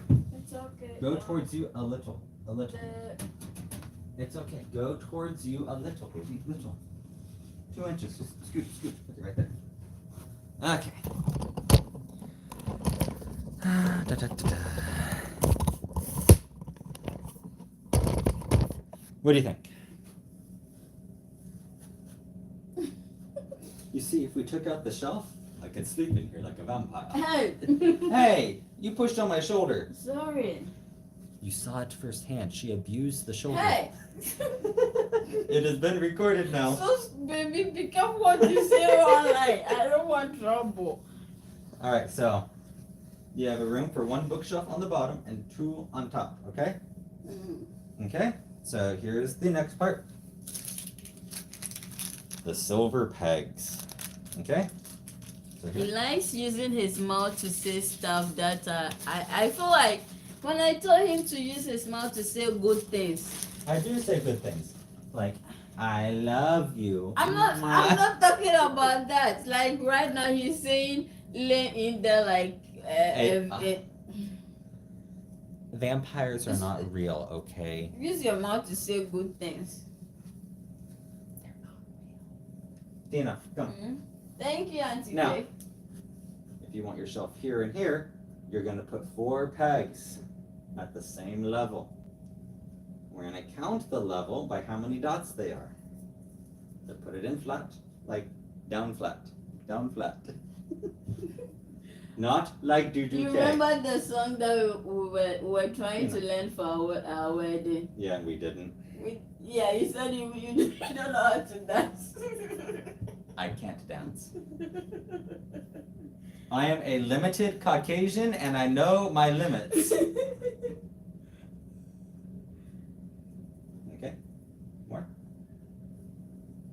It's on my phone. I'll show them. I like do do K, do K. Simi. I love my Simi. Everybody loves Simi. Even Simi loves Simi. Now your bottom shelf, when you're done with that, how high do you want it? I recommend the second from the bottom. Do you want me to bring my certificate? I guess I'll bring Baby, put it on the bottom one. The second to bottom. 2 from bottom. Okay? There you go. All the way around. Here's your other one. I'm gonna make a shelf builder out of her yet. Tina is a beautiful princess, and it was an accident. You touched his shoulder. Auntie J has your alibi. Thank you, Auntie J. I just don't want Tina? any trouble. No. I tell her to put it second from the bottom, and she puts 2 on second from the bottom, and she put 1 on the very bottom. This engineer cannot even count. But she can count on her husband putting it on the internet. I am very good at counting. What is next? Your shelf. Okay. Take your shelf. Good, she figured it out. Shiny piece out. With sticker pointed down. It'll go. Baby. Let's make this very simple. Go at an angle. There you go. Go in. All the way in. All the way in. All the way in. All the way in. Now down. Tina. Move. Move your hand. They're supposed to be snug, baby. Okay. Stick her down. Stick her down.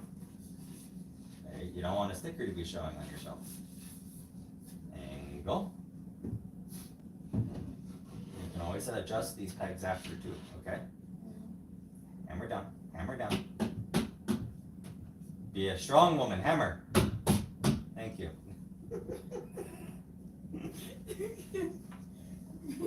Don't make me get my... You see, I am very nice and I use my American Caucasian voice. But when I need to muster the troops and stir some morale, I use my African voice. Hammer it down, Tina. Go. Yes. Hard, Tina. Hard. Very good. You are strong, guardian. Okay, so let me bring this. Okay, so she's gonna go get her stuff. I'm tired. I had to get up really early for an appointment, and I was actually getting good sleep last night for once in a month. Ah, good teacher. Thank you. I am good teacher.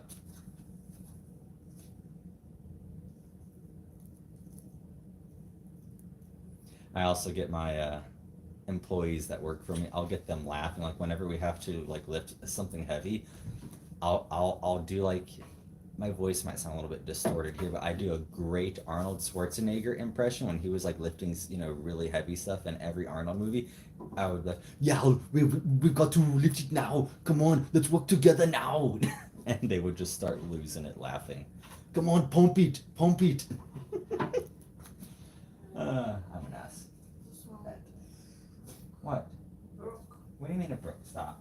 It's fine. It's not broke. This one is going to that big one tomorrow when we go live. Did you want to show them? Don't see. Don't. You see, it just went up.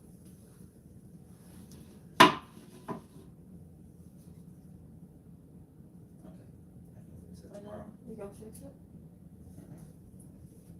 Yeah, I have this one. I have that of Montana Tech. I'll put all of them up tomorrow. Marianne, I'm starting to notice magic. I'm assuming that means magic. Oh my god. Uh-oh. Yeah, my team misses me. I actually messaged my manager this evening, and I, just checking in, and she's like, "Oh, how are you doing? How's your recovery?" This manager messages me a lot more than my last one. So I had a heart attack when we first moved to Minneapolis that summer, in the hospital for 9 days. And my manager over me never came to visit me once. Didn't call, didn't visit, nothing. Now, my market manager came to visit me twice. My supervisors under me that ran my team for me came to visit me multiple times. My manager wouldn't even call me once. So this manager checks in with me like every 2 weeks. I get she doesn't want to like bother me because I'm on leave, but yeah, I have a much better team here. I know, Auntie J. I've got to pump it now. You know, you have to get to it and you got to do it strong. Y'all.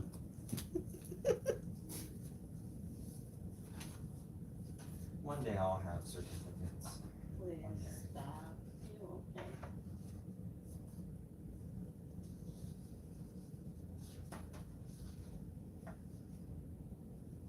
One day I will be a smart man. You are way smarter than you yourself. That's a good man. Yeah, no. My market manager, she was really, really thick with, like, she basically stood up against my manager for me. She technically outranked her because my manager liked to blame me for the conditions of our location. She was the one in charge. I ran a department, essentially, a massive department in the entire area. And my department was hingent on them being successful. It would be like if you're a painter and the person who installs drywall doesn't install the drywall on time, it's not the painter's fault for painting on time, right? So that's like a very good analogy for my job. I relied on the rest of them, so we had good metrics, and they didn't do it. At my location now, I'm in a different department now, but the department where I am now that is ran by somebody else, they have very good metrics, like 97% out of 100, which is good. Company goal is 95. Now, when I started in Minneapolis, they were at 70%, like lowest in the company almost. And I brought them up to almost first in our market.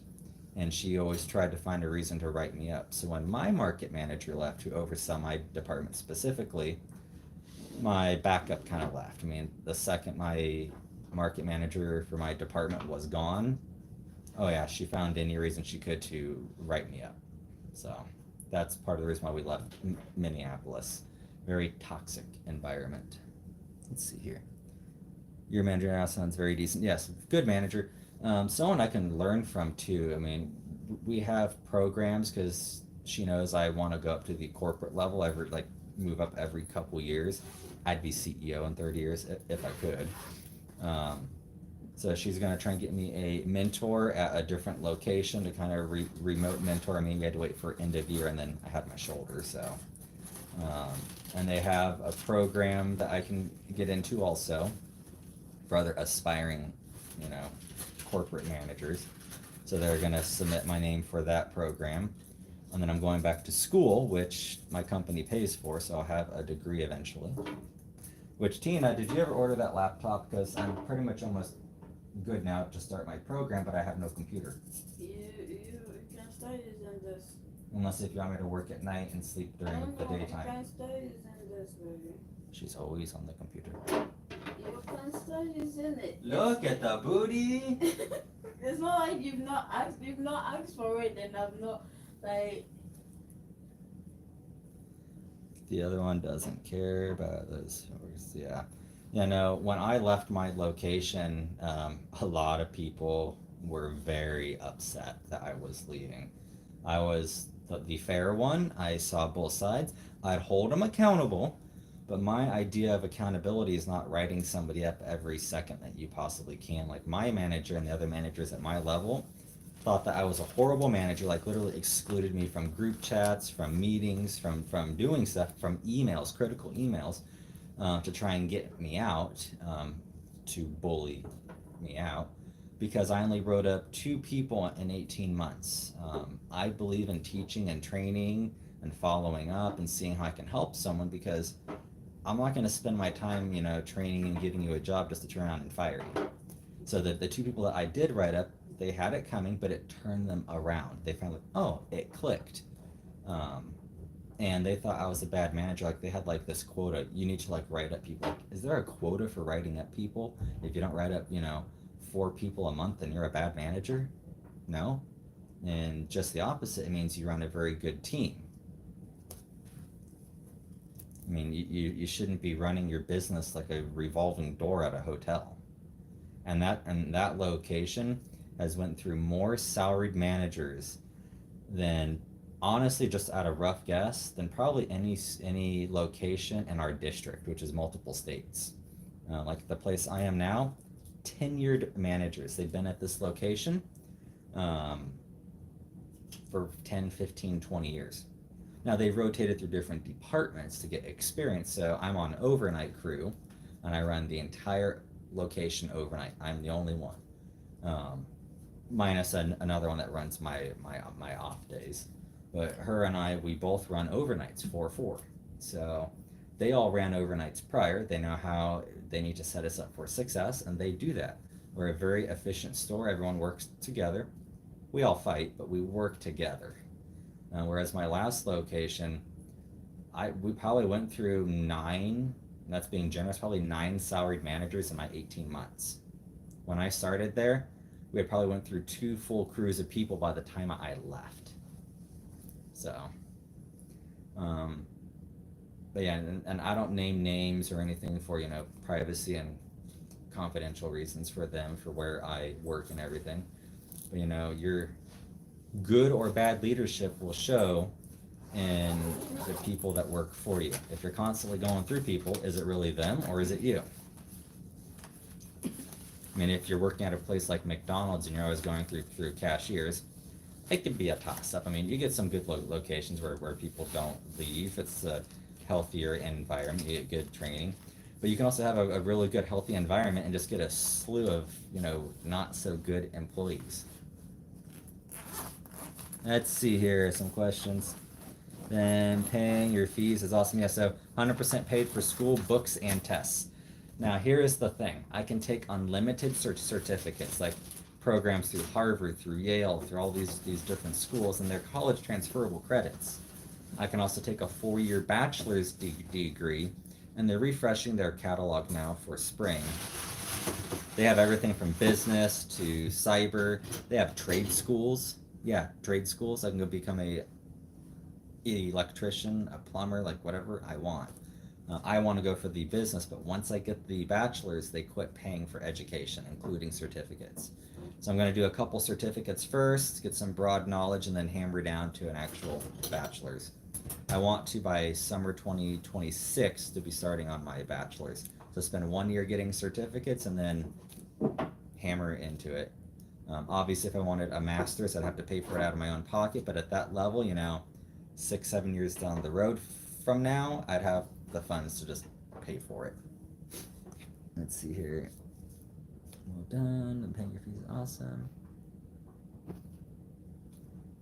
Was you a manager at the bad place? Yeah, so I was a manager at the not so good location. But again, I ran a good crew. We were at a 94 percentile. Company goal was 95. We couldn't get there because the other teams were not pulling their part. You can only pull so much. Again, a painter can only paint if the drywaller installs drywall.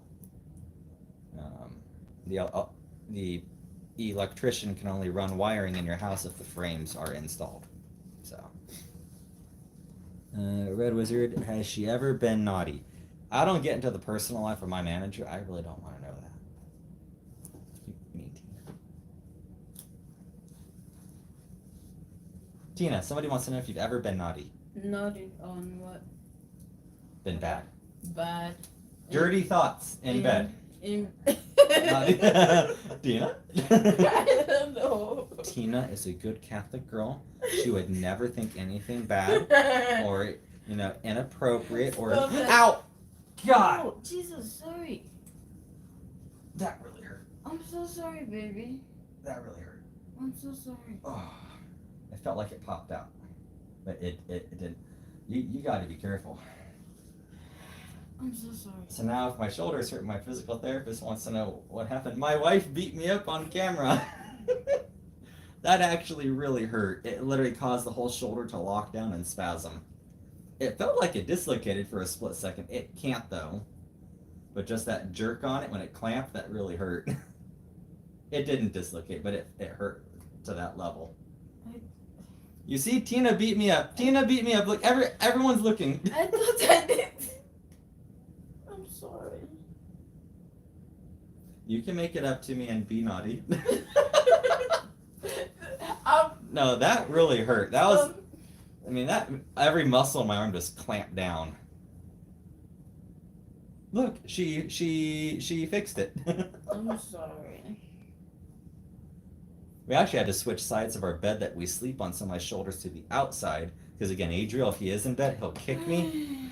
My gosh, that boy kicked me my first couple nights home. When is your next? I almost yeeted that baby off the bed. When is your next? Not tomorrow, but I go the next day. Okay. You can sit in the physical therapist's office like a student in front of the principal in trouble. You all saw it. I yelped like a dog that somebody kicked. I don't condone hurting animals. I don't. Look at her. It's okay. You can make it up to me. I like Haagen-Dazs ice cream. I'm not Coffee? getting Coffee, you ice ice cream? cream. Let's see here. Breakfast in bed. I'm not getting you ice cream. Oh no, I'm okay. It was an accident. Marion says it's an accident. How much are you paying Marion to be on your side? No, I swear it just clamped down and hurt. You wanna sit down? I'm okay. If you maintain a good GPA, you may get good scholarships. So I had a great. I'm okay. I had a great GPA before I met Tina. I was going to Montana Tech also. I had a small stroke, like a TIA. Please. I don't want to sit. Please. No. Just. Why is there a binky? Ask your son.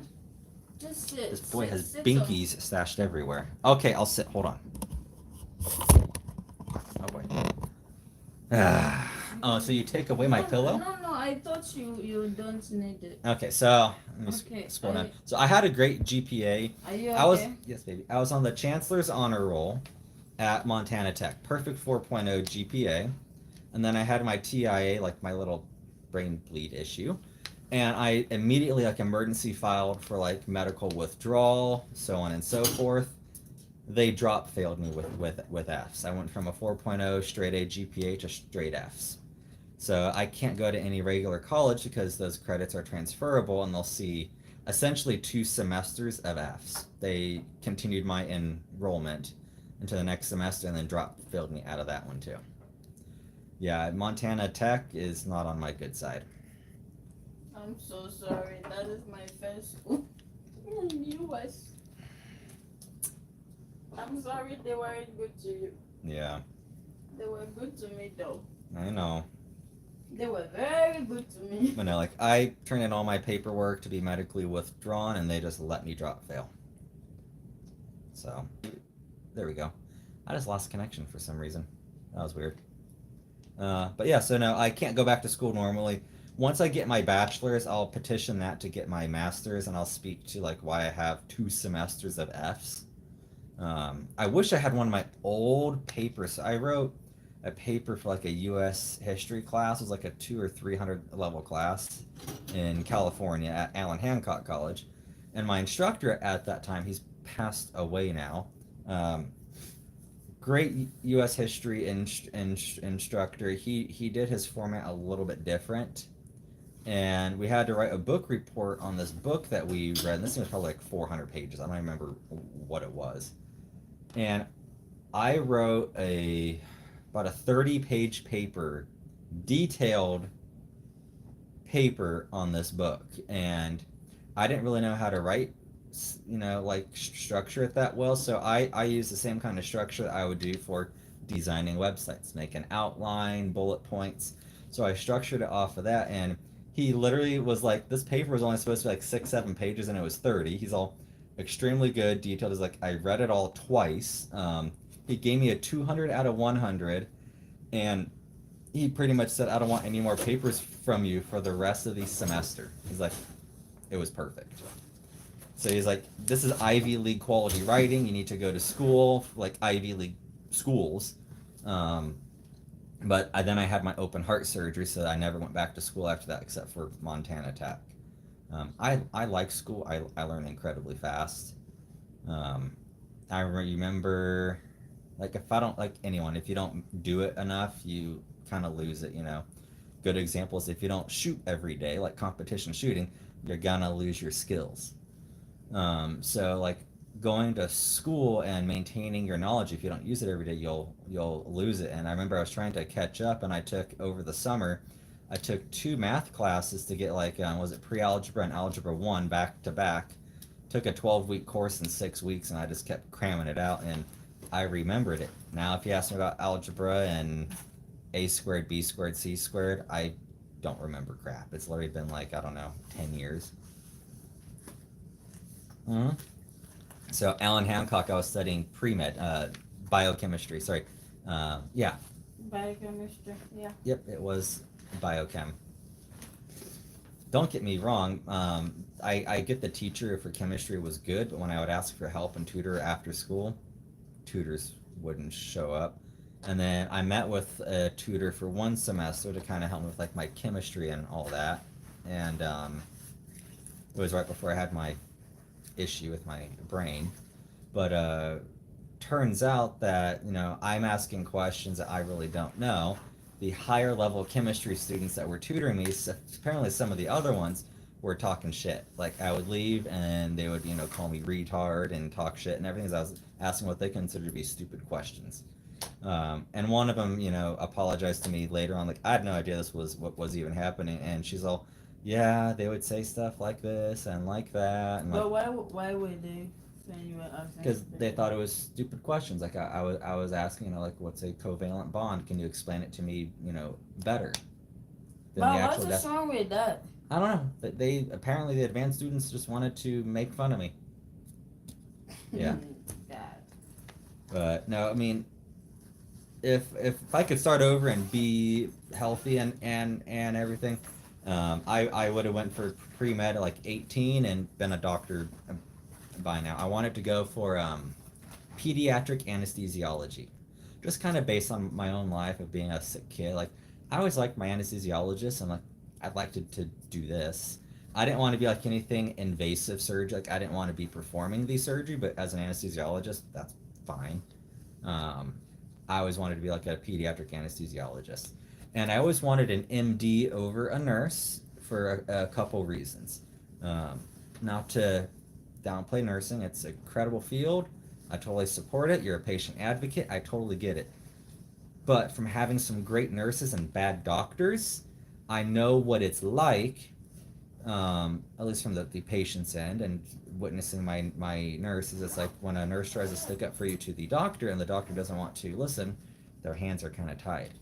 If I'm a doctor and I witness bad care, I can make changes that need to be changed for my patient. And that was one of my big things, was being like a nursing level advocate as a doctor for patients based on my own experiences. Like you got to truly listen to your patients, how they feel, trust them. One thing that I will say pisses me off, and I've had doctors recently do this, is the word everybody and the word nobody. Everybody gets this medication. Nobody experiences that. Everybody recovers like this. This is a dose of medication that everybody takes. I hate those words in medicine and in life, everybody and nobody, because that means everybody's the exact same. Nobody's allergic to penicillin, nobody's allergic to peanuts, and everybody likes skydiving. That's not true. So why would a nurse or a doctor use that in medicine? I'm feeling sick to my stomach from that medication. Well, nobody's ever said that. So, you see, that shit pisses me off. And I could go on a rant and a rave about the American medical industry for 2 hours, probably get 10,000 people in here watching with me going off. I'll save that for another night. Well, no. Like, I hardly like. I've had some big surgeries, and I've been in surgeries long enough and deep enough that I could be out of surgery for 10 years. My last major surgery was open heart surgery. Okay, 2014. And what it seems like that certain people, like some people do get it, some people don't. It's like you can be out of a surgery for that long, for 8, 10 years. You can have another surgery, and your body can still be used to having that higher dose of medication, even though you haven't had it for 8 years. So my big fight with my shoulder surgery is they wanted to give me a dose of medication for a naive person that's never had medication, pain medication at a surgery. Well, we can try it, but generally within my history, not somebody else's history, my history, they've needed to have a higher starting dose because my body is so tolerant to it from previous surgeries. It doesn't mean I'm a user or a junkie using it every single day.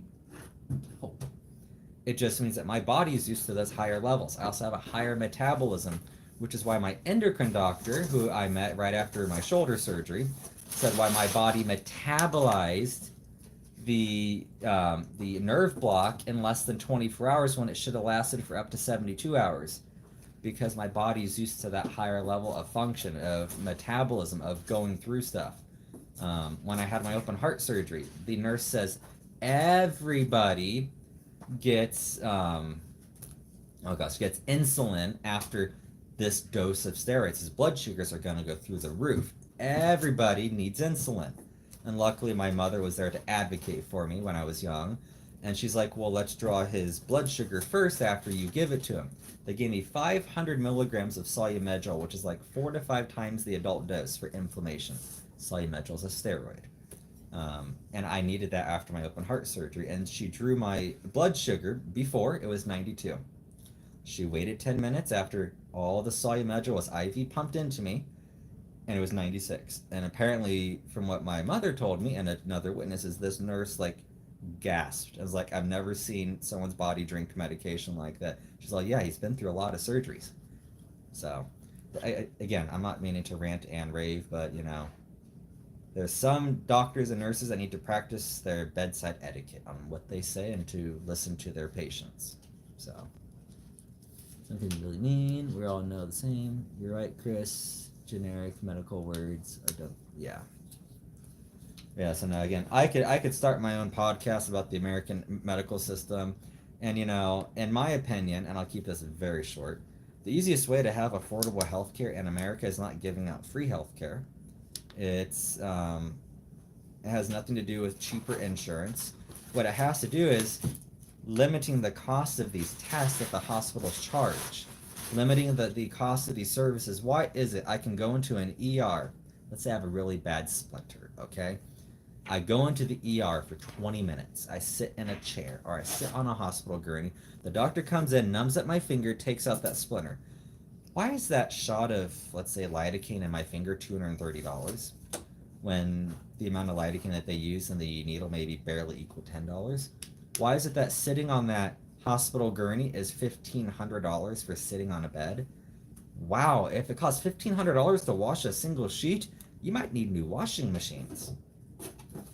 So the easiest way to have affordable healthcare is to bring down the cost of healthcare and to regulate the cost of healthcare to a level where obviously the hospital, they need to make profit so that they can, you know, grow, they can upgrade, they can do stuff. I get that. But with the amount of money that they charge for a CAT scan, $8,000, $9,000, $10,000, they just paid off that machine with 30, 40 patients. Sorry. Are you okay? Yeah. So it's like they don't need to be charging these massive rates for stuff, and they run these insurance cards like credit cards. Have you ever wondered why if you are cash pay, it's a lot cheaper for labs than if they run it through insurance?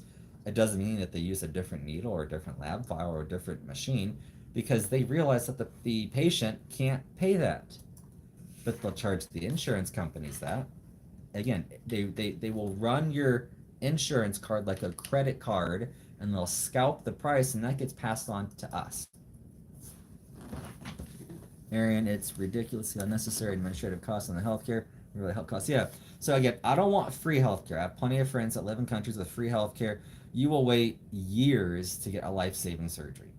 You will wait months to see your doctor for something like antibiotics.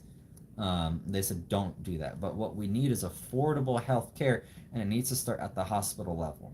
And they're already getting government subsidies. There were, I don't want to exaggerate the numbers, I'll go under. There were hundreds, maybe thousands of hospitals from a report that I read, I think it was like a year and a half ago, of hospitals that forged and lied about COVID cases to get additional funding. You know, you go in with a heart attack, it was COVID. Patient had a stroke with a known history of strokes, it was COVID. The amount of hospitals that committed fraud, if you want to talk about an investigation into the government and into agencies, I'd like to see the current administration or future administrations have a true watchdog group over that. The amount of billions, if not trillions, of dollars in healthcare fraud, people need to be in jail because it gets passed on to us, and then they're running unnecessary tests. Now, families, in certain states, they can take you to court over medical bills and garnish your wages. So now this hardworking family that's trying to support their kids in a hard market right now is having their wages garnished for medical bills that were probably inflated 1,000%.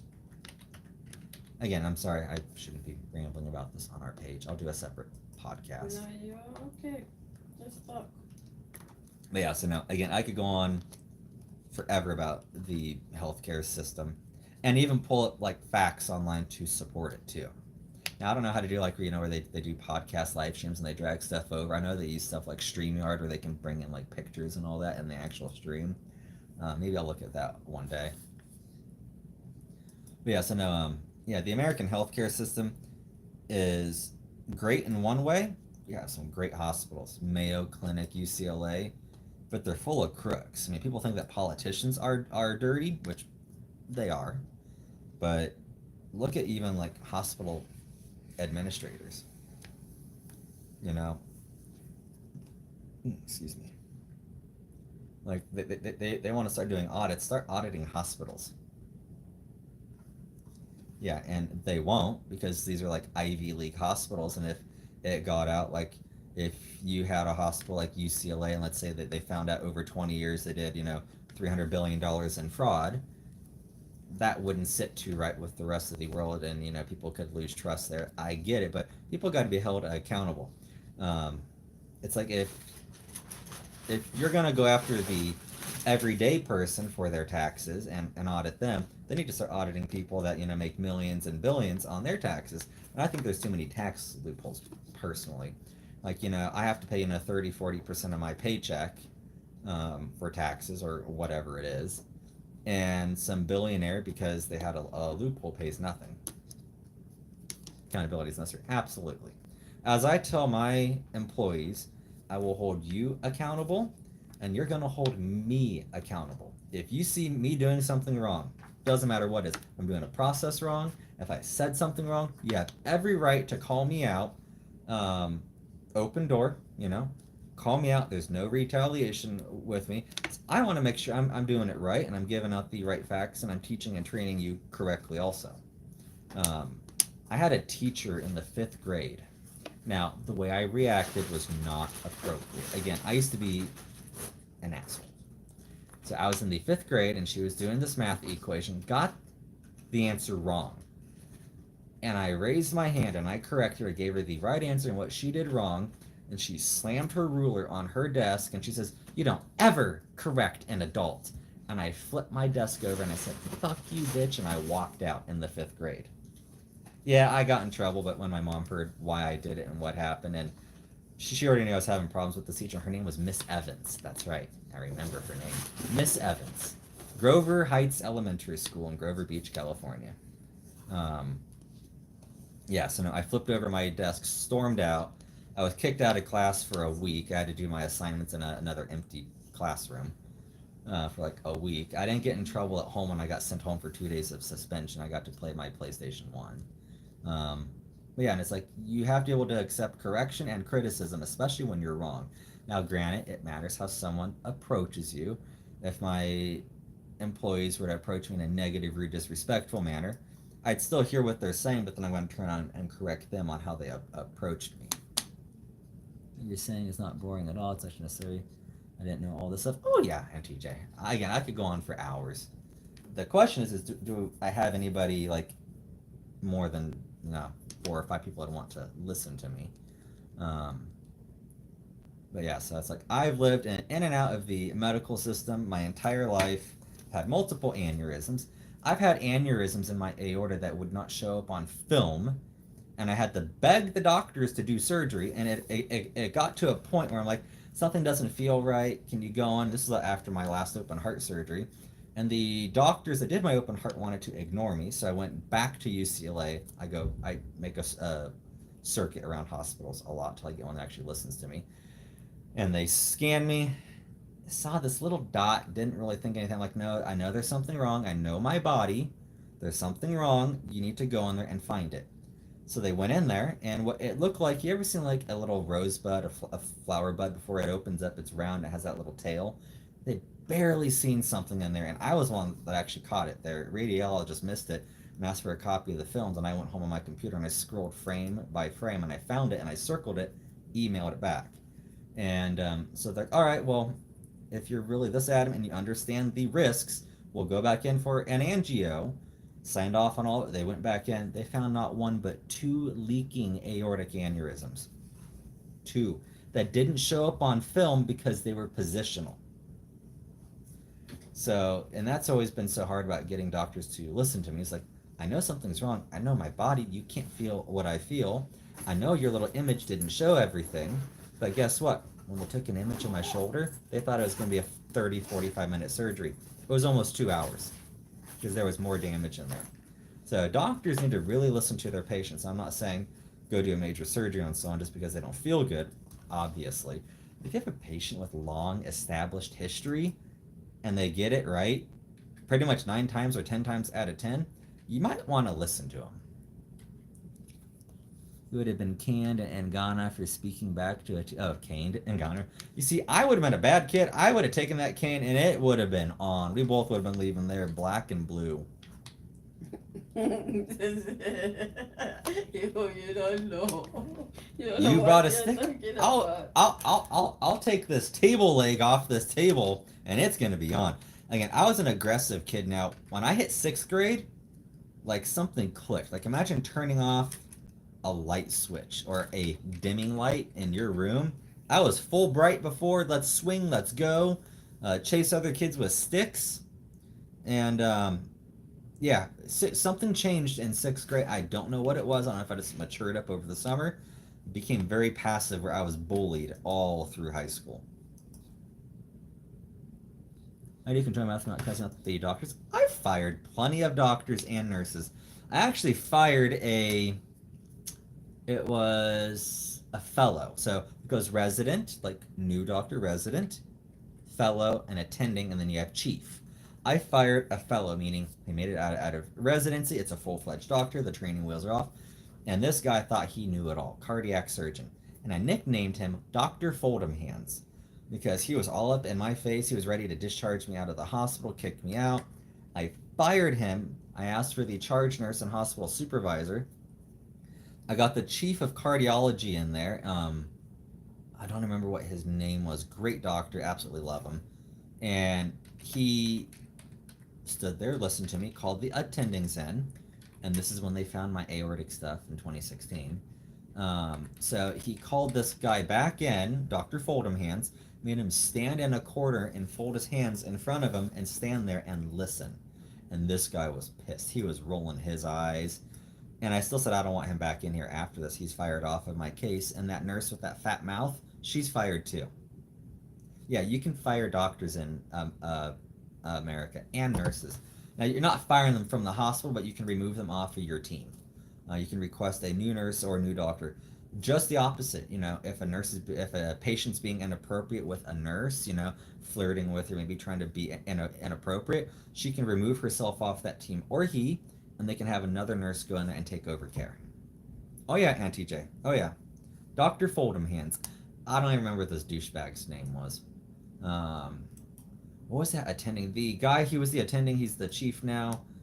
Dr. Abul Hassan. Abul Hassan at UCLA Westwood. If you ever need to have cardiac care, good surgery, Dr. Abul Hassan. Great guy.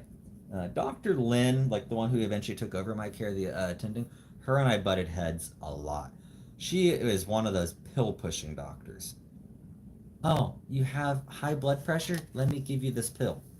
My theory is, well, wait a minute. I've had low blood pressure my entire life. Not low, but normal. And it's suddenly going up and I'm having chest discomfort. So instead of putting a band-aid, let's figure out what's causing it, you know? If every time I walk over my floor and the floor squeaks, do I put in earplugs or do I figure out why the floor is squeaking? She wants to put in earplugs and ignore the squeak. Well, turns out it was the aneurysms and my aorta was re-narrowing. They put in some stents, some coils, ruined both of my legs. I'll pull up his name here for you. And they went in and they found him. My blood pressure normalized. But she didn't have it in her to apologize. She just made up excuses. Dr.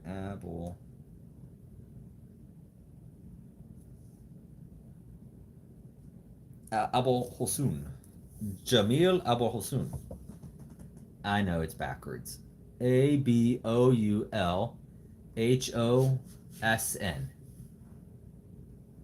I don't know why he only has 4 reviews on Google. He has a perfect 5-star. Here is this guy. He has a perfect 5-star on WebMD reviews. Perfect 5-star. Yeah, great guy. I forget which country he's from, but yeah, he's at UCLA. I would trust him with my life. Great guy. Now, don't get me wrong. I had great surgeons and stuff. So when I had my first open heart surgery, that was at Stanford in Northern California. Great hospital. Great school, too. Had first open heart, you know, years went by. Good.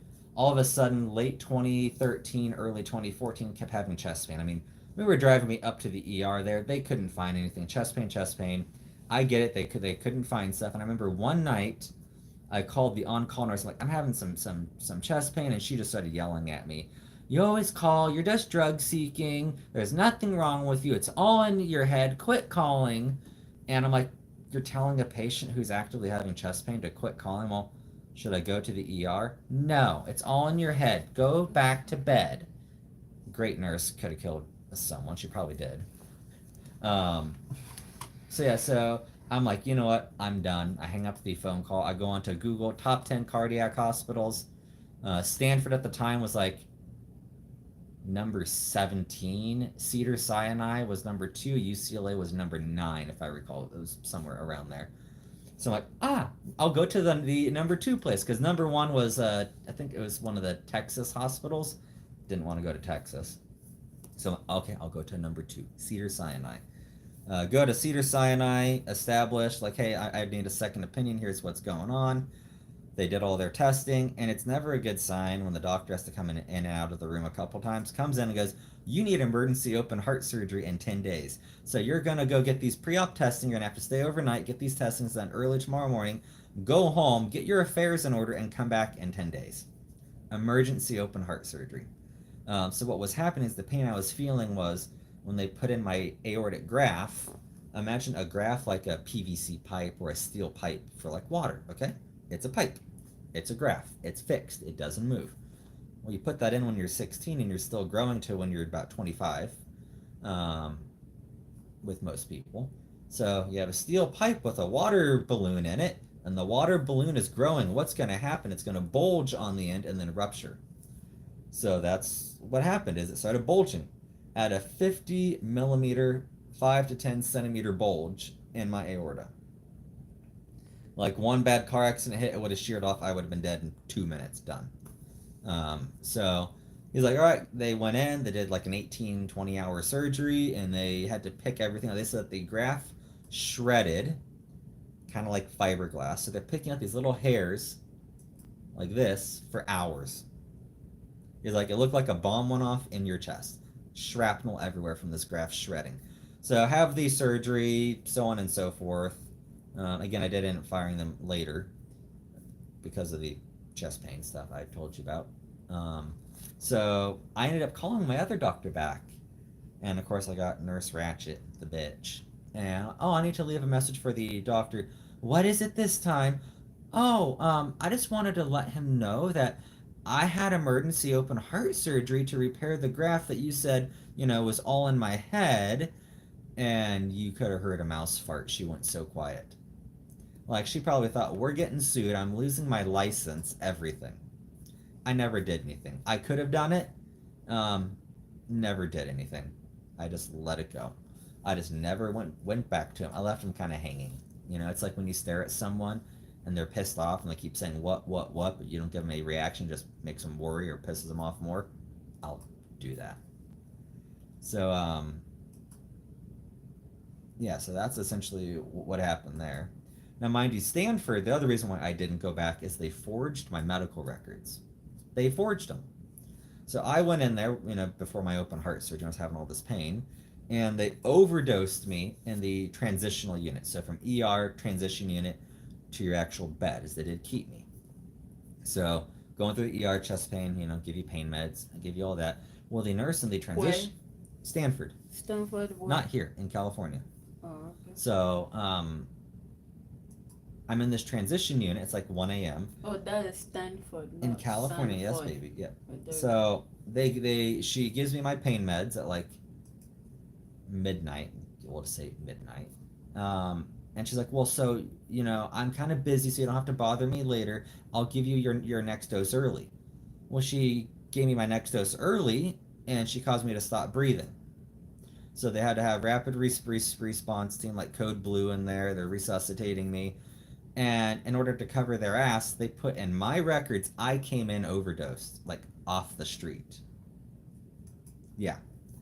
We asked for copies of the records because when I woke up in the ICU in recovery, this nurse was yelling at me, calling me a junkie, saying I'm not getting any more pain meds. I'm like, what the fuck's going on? I'm hurting. You came in, you're just a junkie like all the other ones off the street. Yeah, we got the official records. Like, we didn't say anything. We got copies of my records, doctor's notes, nurse's notes. And yeah, so essentially they forged my medical records when we read through them and said I came in overdosed. We called them up on the phone, like, how did I come in overdosed? You might want to pull up those records. Turns out the nurse said, well, we'll do corrective action with the nurse. We could have sued him for millions. Why didn't you sue them? We had bigger fish to fry, my chest pain and all that, trying to figure out what was actually going on. Oh yeah. Once we kind of realized years later what we did, the statute of limitations was yeah, I could have sued them for tens of millions of dollars. Yeah. I still have a copy of those records somewhere in a box in a storage shed somewhere in California. I'm sure they're gone by now. But yeah, Stanford in Palo Alto, California forged my medical records, said I came in overdosed, put it in writing I came in overdosed, because it was in the ICU nurse's notes, the nurse in the transition unit. But when you pull up the ER nurses and doctor's notes, I was fine. I was awake, talking, came in with chest pain. So, oh yeah. Yeah, I could have had my whole part of my French fucking life paid for right there. Because it was gross medical malpractice when you think about it, because they essentially killed me. They had to resuscitate me by giving me meds early, which is against their protocol. And so turns out what she was going to do is give me the meds and then fill it in the chart. They were still using some paper charts then. This is like 2012. Some computers, some paper charts. Well, she was just going to forge that she gave it to me at a later time. Yeah. Oh, yeah. I mean, it would be really easy to prove. ABC, pull up security footage of me coming in. I'm walking in on my own. ER notes, transition notes, and then the ICU notes. And then their own conversations, too. Because they yelled at me, another hospital, Twin Cities, in Templeton, California. Not the same thing, but I got yelled at by a nurse, so I got pissed off. I'm like, you're not going to come back in here and yell at me again. So underneath my covers, I set my phone to record, and I audio recorded her yelling at me, calling me a junkie, saying I just drink meds like Kool-Aid, all kinds of stuff. A doctor came in right afterwards and yelled at me, saying I never needed any of my surgeries. I'm a con artist, because they couldn't figure out what was wrong with me. Small town, shitty hospital. Well, I get the CEO for a meeting. The president and CEO, their head of security, their head of their doctors, the head of their nurses in a big meeting, and I play that recording. And of course, their jaws drop, and they're all, well, you know, you could get in a lot of trouble for recording that. That's a HIPAA violation. I'm all, you can't violate your own HIPAA. HIPAA violation would be if I stood on the other side of a door and I recorded another person's medical conversation without their consent. That is a HIPAA violation.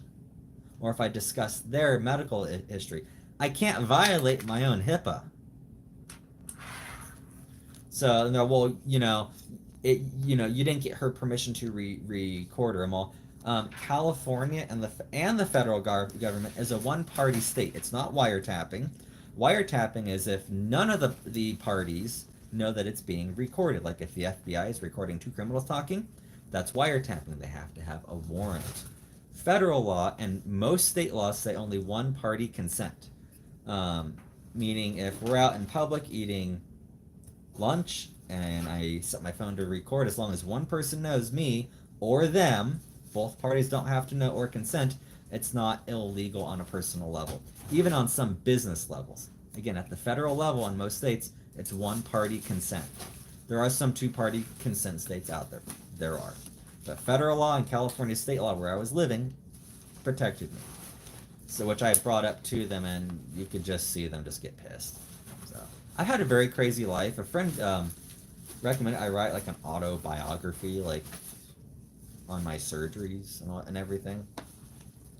But I ramble, so I'd have to use AI to help me write it and refine it. Mm-hmm. Yeah, you can record your own medical. Doesn't matter if it's against hospital policy. That's policy. It's like, you can go into a public library and record. Public library, government institution. Now, if it's a private library, that's different. But a public library, you can go in and record. You can go into the main lobby of a fire station and record. It's public access. And now, their policy may say not to, but you still have your rights. Different story. But no, so, yeah, I've had a lot of trials and tribulations in my life. So a friend recommended I write a book and all that on it, make money. I'm like, well, who's going to buy some random book? I'm not known. I mean, Tina's having a hard enough time selling her good book. My shit wouldn't sell. So, well, yeah, no, I mean, and with all this stuff in here, I mean, I'm sure Stanford and UCLA would come after me with a gun and try and take me out.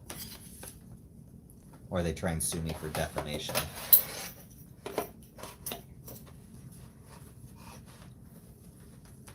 But yeah. So, I know. Yeah, I've had a lot of experience, which is why I'm always a good advocate. And I try and tell Miss Tina here, like when I speak for her on her behalf with her doctors, or she'll yell at me sometimes, "You're not a doctor, you're not a doctor, don't make assumptions." Like, when Adriel's sick, I'm like, well, it could be this, this, and this, and I'll be talking with the doctors, and she'll chime in, "You're not a doctor, you're not a doctor." I'm like, I'm giving my opinion on what I think it is based on what I've seen. What do you think, doctor? Could it be this? I just let the doctor talk. That's what I said. Tina? Yes? Tina? Yes? You want to come on camera? I just let the doctor talk. I like to listen to the doctor before you comment. Right? You see? Mm-hmm. I know, so let me go get some more water. Tina, my shoulder hurts.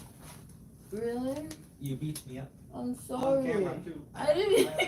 I didn't beat you up. Stop. You guys talk to this guy for me. I don't know why he's saying that. 911, 911. Hey, man. Let me go put these tools. I don't want any trouble. Trouble no? I don't want trouble. Marianne said I do same to my husband.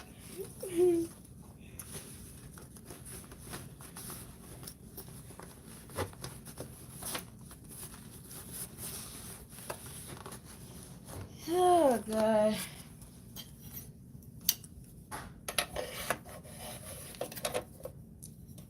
Yeah, I'll let him talk more. I have gotten a lot of insight from your conversation about your health history. Yeah, he can advocate for himself. That one, he's very good at that. You need to make. I'll be right back, guys. I need to go make some hot tea. I have a sore throat, baby. He's able to advocate for himself, so sometimes when we get to the hospital, I just keep quiet and let him talk. Especially when I need an advocate, I'm just quiet. Yeah. I remember when I was pregnant, yeah, I make sure whenever I'm going to the hospital, we go together. Because you guys know how it is, especially with black women in the United States, especially when you are pregnant. Oh God. There are lots of bad situations with black women, pregnant black women in the US, so I was always scared. So whenever I was going to the hospital, I made sure we go together. Yeah. And yeah, he did very well when we were going to have the baby. Yeah, he did very well. Yeah. That one he did very well. He was he was able to advocate for us. So he did very well.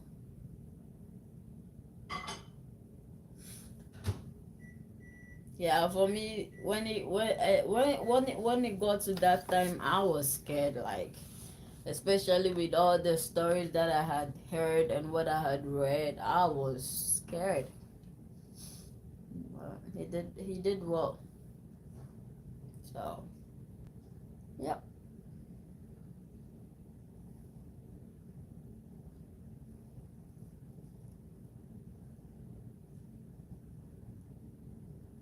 It's very tough.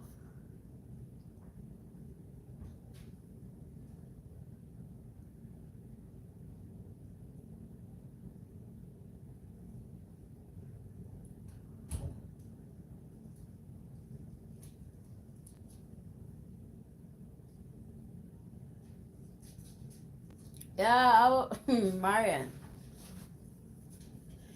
Yeah, like people have been sharing their stories on the internet and what they go through when they are going to have children and all those things. Even men have been sharing their stories of what their wives go through, and yeah. I'm going to teabag you. But yeah. Don't tell Tina what that means. So yeah, for that one, I remember when we were going to have the baby, we we both had COVID. So yeah, we were isolated, but then it was kind of tough. Is that from your girl in Pakistan? No, I generated it. I want something like this for the next one. With their faces and everything? What? Are you just going to do water stories? Remember, they're little guardians. They do a lot of stuff. Maybe they'll go after the illegal mine. Maybe they'll go look for food for their friend's village. They need to do adventures. Yeah, this one is drinking water. And then the other one is about soil. The other one is about air. The other one is about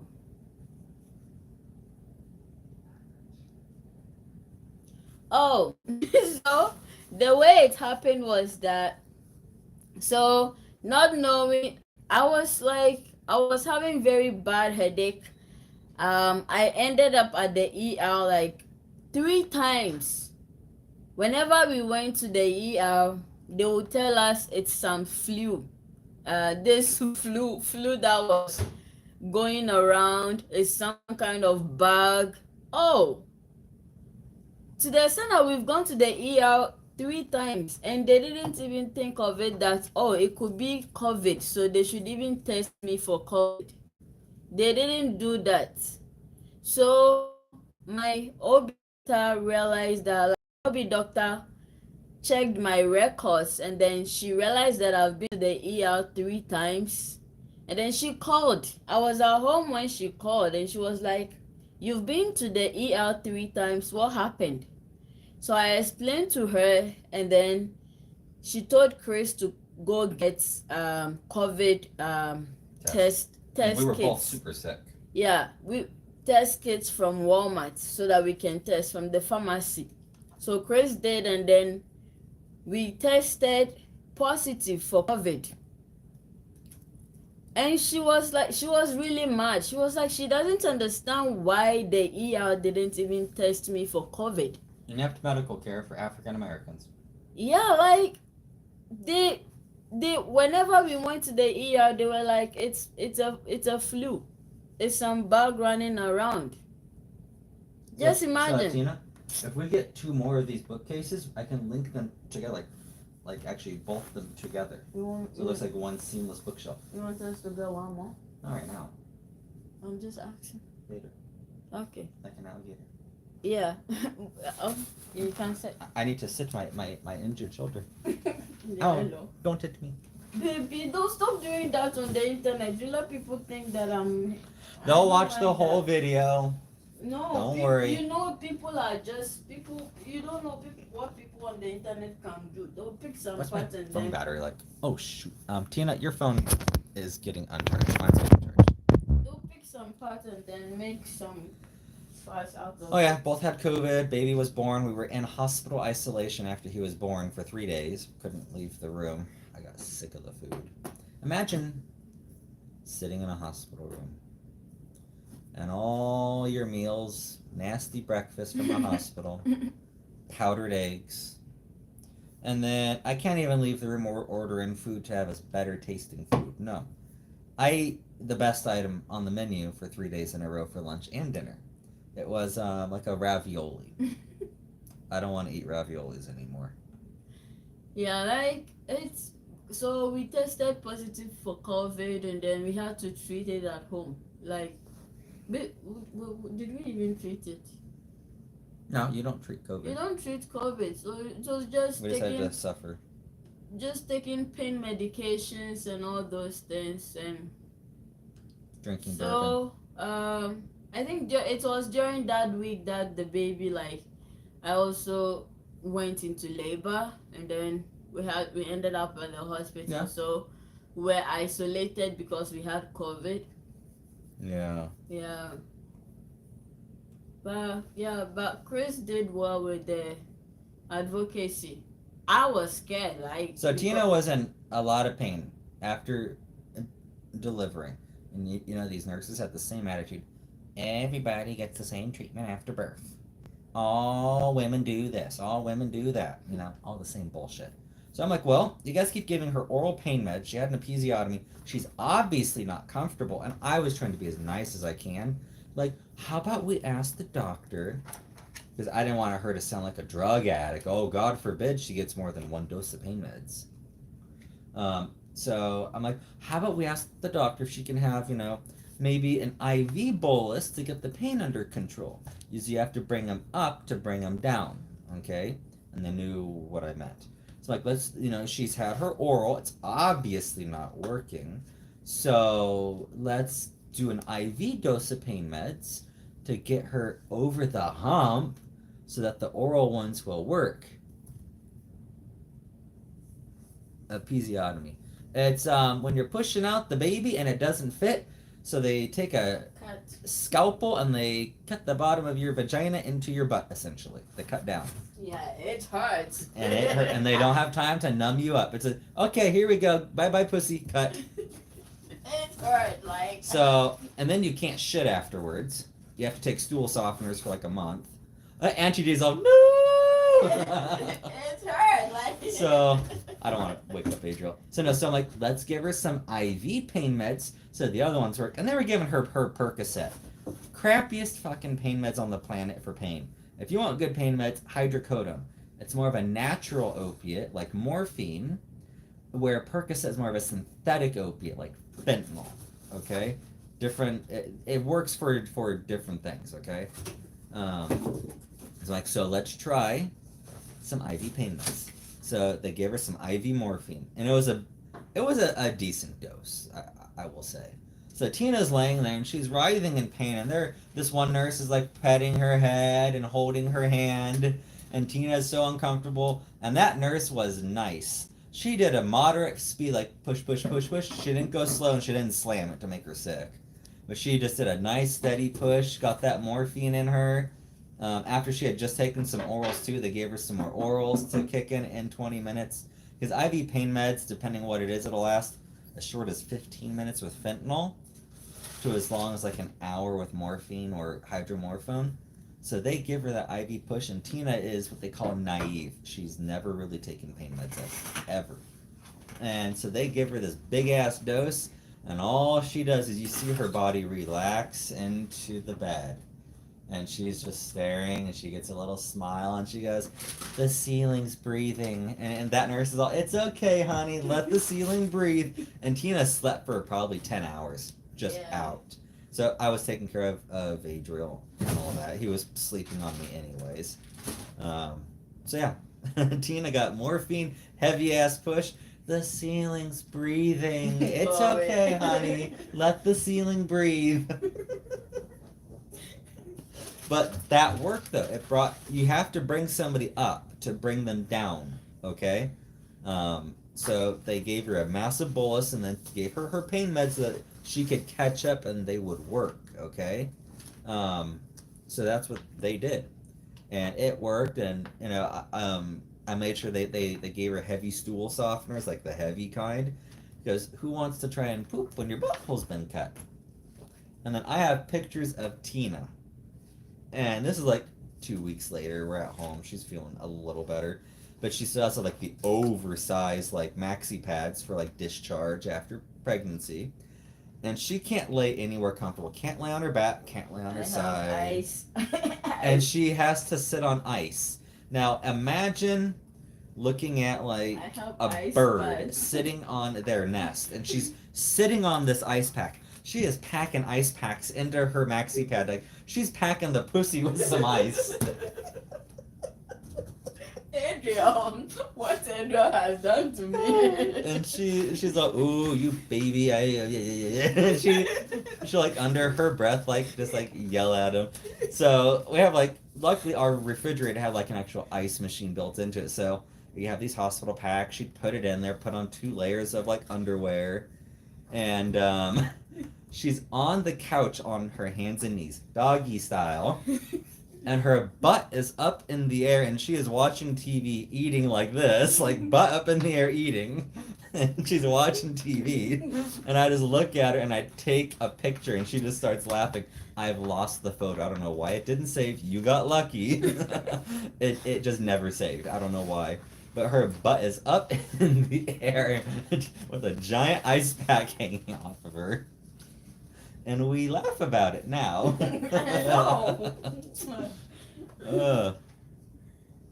Adriel broke the...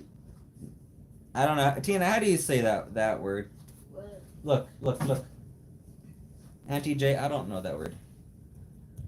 Nyash. Nyash. Nyash. He broke the nyash. Nyash.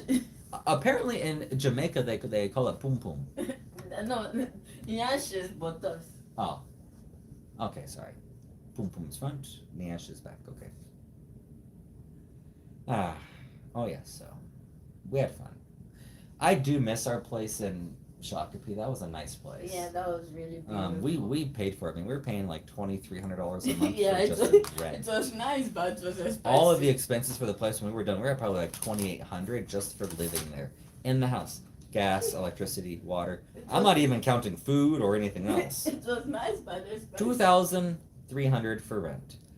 But it was a beautiful place. If we paid that same amount here in Sioux Falls, we'd have a gorgeous house. I mean, that's a mortgage. You're paying someone's mortgage. Yeah. We're And paying then some. someone mortgage, basically. But our landlord, he was very good to us, Yeah. Brian. He was very good. 10 out of 10. Nicest man you will ever meet. I had a 2-degree tear, but it wasn't so bad. I did not go into labor and was past my due date by 8 days. Oh. Imagine Adriel being 8 days bigger. Damn. Get induced so they didn't do a C-section?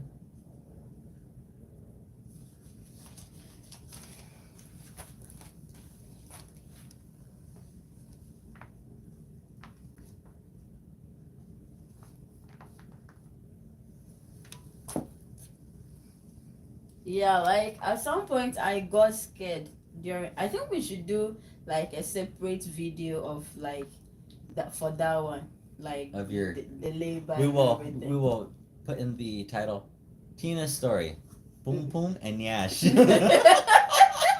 My dad will come for you. Then what have you guys posted on your page? Boom boom and yash. What if we make a book called Boom Boom and Yash? You know how he has been monitoring. You are the one who sent the YouTube link to him. So He now hasn't been watching. you don't know him. You have no idea. Father. This man. Wait, your father is on right now. No, I'm just kidding. You have no You do idea. snap, no C-section teenager, so she don't go through all that. It's very beautiful. This man watches. I'm telling you, he's my dad, and I know him. I pushed her out on all fours. Oh, on your, oh yeah. Didn't lay on my back. Yeah, no, Tina was on her back. Yeah, I was on my back, and the man I've was heard of some women standing up on their bed and squatting down. like did you hear the dog? I got scared at some points when Adriel was not coming, and then the doctor. Yeah, Adriel got stuck. His heart rate bottomed out. Yeah. Like he was going to die if they didn't cut her and get him out. And the doctor was like, he might have to do C-section, and I was praying like, Yeah. I was praying. Now you had an epidural too. Yeah, I was praying. Could you imagine doing that without the epidural? I don't think so. God, I was. I've had an epidural for my open heart surgery. It didn't do shit. It didn't work. I was praying at the same time, pushing, and then the doctor was like, the baby is not coming. Oh my god, if you put that title, you would get millions of views. Boom, boom, and yash. Oh my gosh. I like how I could make it like a story, like some like book, I said my dad will come for you. You can do it, and then you go and answer yourself. I will not do Yeah, it. do it some like comedy book, the Boom Boom and Yash show. You do it. You would have every African in the world watching it. Boom Boom and Yash show.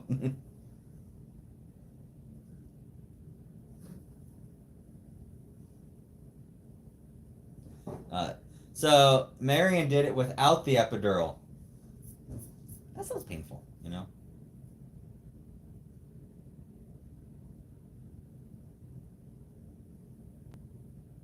Tina's in the other room really quick. Oh, my tea. Hold on. My tea. So I have peppermint and chamomile.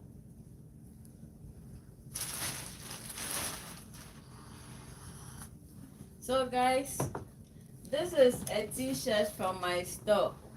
St. Patrick's Day. It's sweatshirts. Sweatshirts. I don't know if you guys can. Maybe you have to turn the camera. It says lucky. You have to turn it so that they will see it well. This is it. From my store. It's on my TikTok shop. You are showing my stuff on my laptop. Well, you told me to turn it around. Yeah, you see our little panel back there.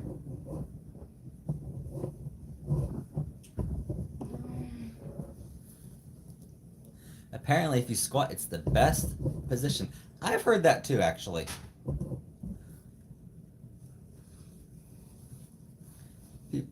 People would definitely click the Boom Boom and Nash show. That's what I could call my... I'll start my own podcast, Boom Boom and Nash. And what will you say on that podcast? I'll talk about labor.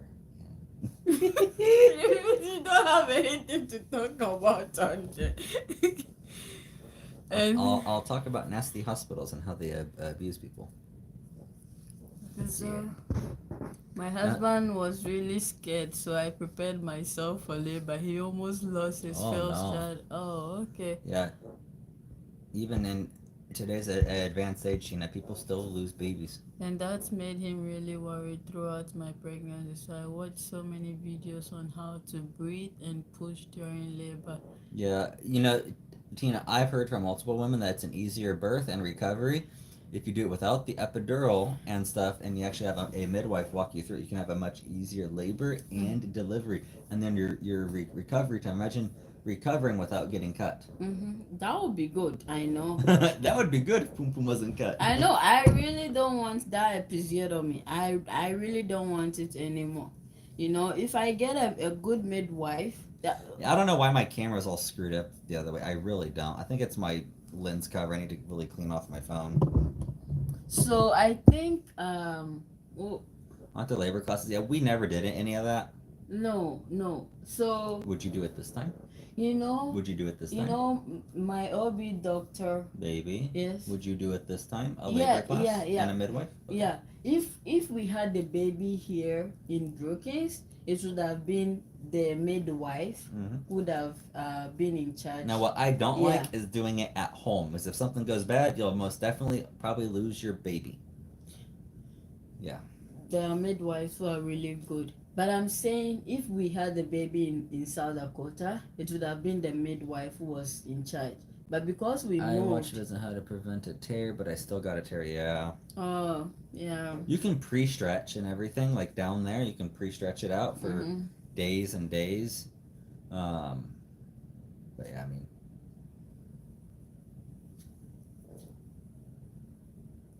You can have a baby in the pool. Yeah, they have special pools. Yeah. Like birthing pools.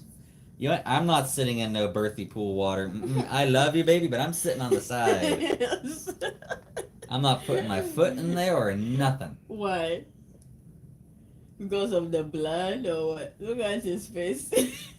And then my husband drowned in the pool and he passed out.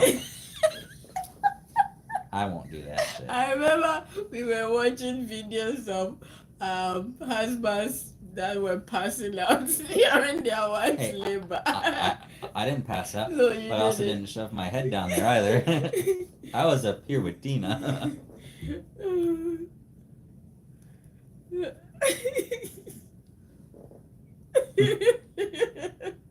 Yeah, we watch a lot of videos of like husbands passing out. Marianne, shouldn't you be packing right now? I was actually worried about you. Like I thought you were going to pass out. I was more nervous about Adriel because he was stuck. Yeah. You don't want to know where my stress came from my heart attack that played a part in it. That my nasty work. I know. Maria was pissed when she went to the hospital. She knew how stressed out and everything that transpired. Let's see, laughing so hard. Yeah, I don't know why. I have my raccoon eyes. They're getting better. I got good sleep last night, but then we had my stupid appointment at 8 a.m. I know, and I wish I could have I slept also in. have an appointment. We need to go to bed. Oh shit! The boy is awake. Guess who woke up? Bring him in here. Hey, buddy. Hey, buddy. Mama, Dada, be too loud. Welcome. Speaking about the Pum Pum Destroyer, there he is.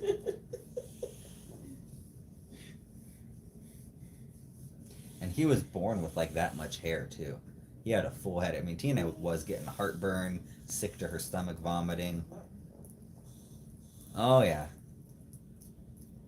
It's almost midnight here. Yeah, what time is it here? It's almost 11, baby. We need to go to bed. Yeah, we need to get to bed. And we're gonna have to put him in our bed to get him back asleep at this point. You need to try and get him to bed in his bed, please. He's not gonna do it. Please. But all right, we'll get off tonight. We'll try and go. Good night, not the Pum Pum Destroyer. So yeah, Zaza's hair is getting so. Hi, Zaza. They call you Zaza now. Zaza, the Pum Pum Destroyer. Yeah, you can't jump on my arm. Mama already did that tonight. You can jump on that. But we'll get off tonight. You want to go live tomorrow night? Yeah. We'll go live tomorrow night at 7. Yeah. All right, we'll do 7 o'clock tomorrow. Or we can do 6 so that 6? I can Are do you my sure? classes Okay, at 8. we'll do 6 o'clock Central Time tomorrow. Mhm. 6 o'clock. Mhm.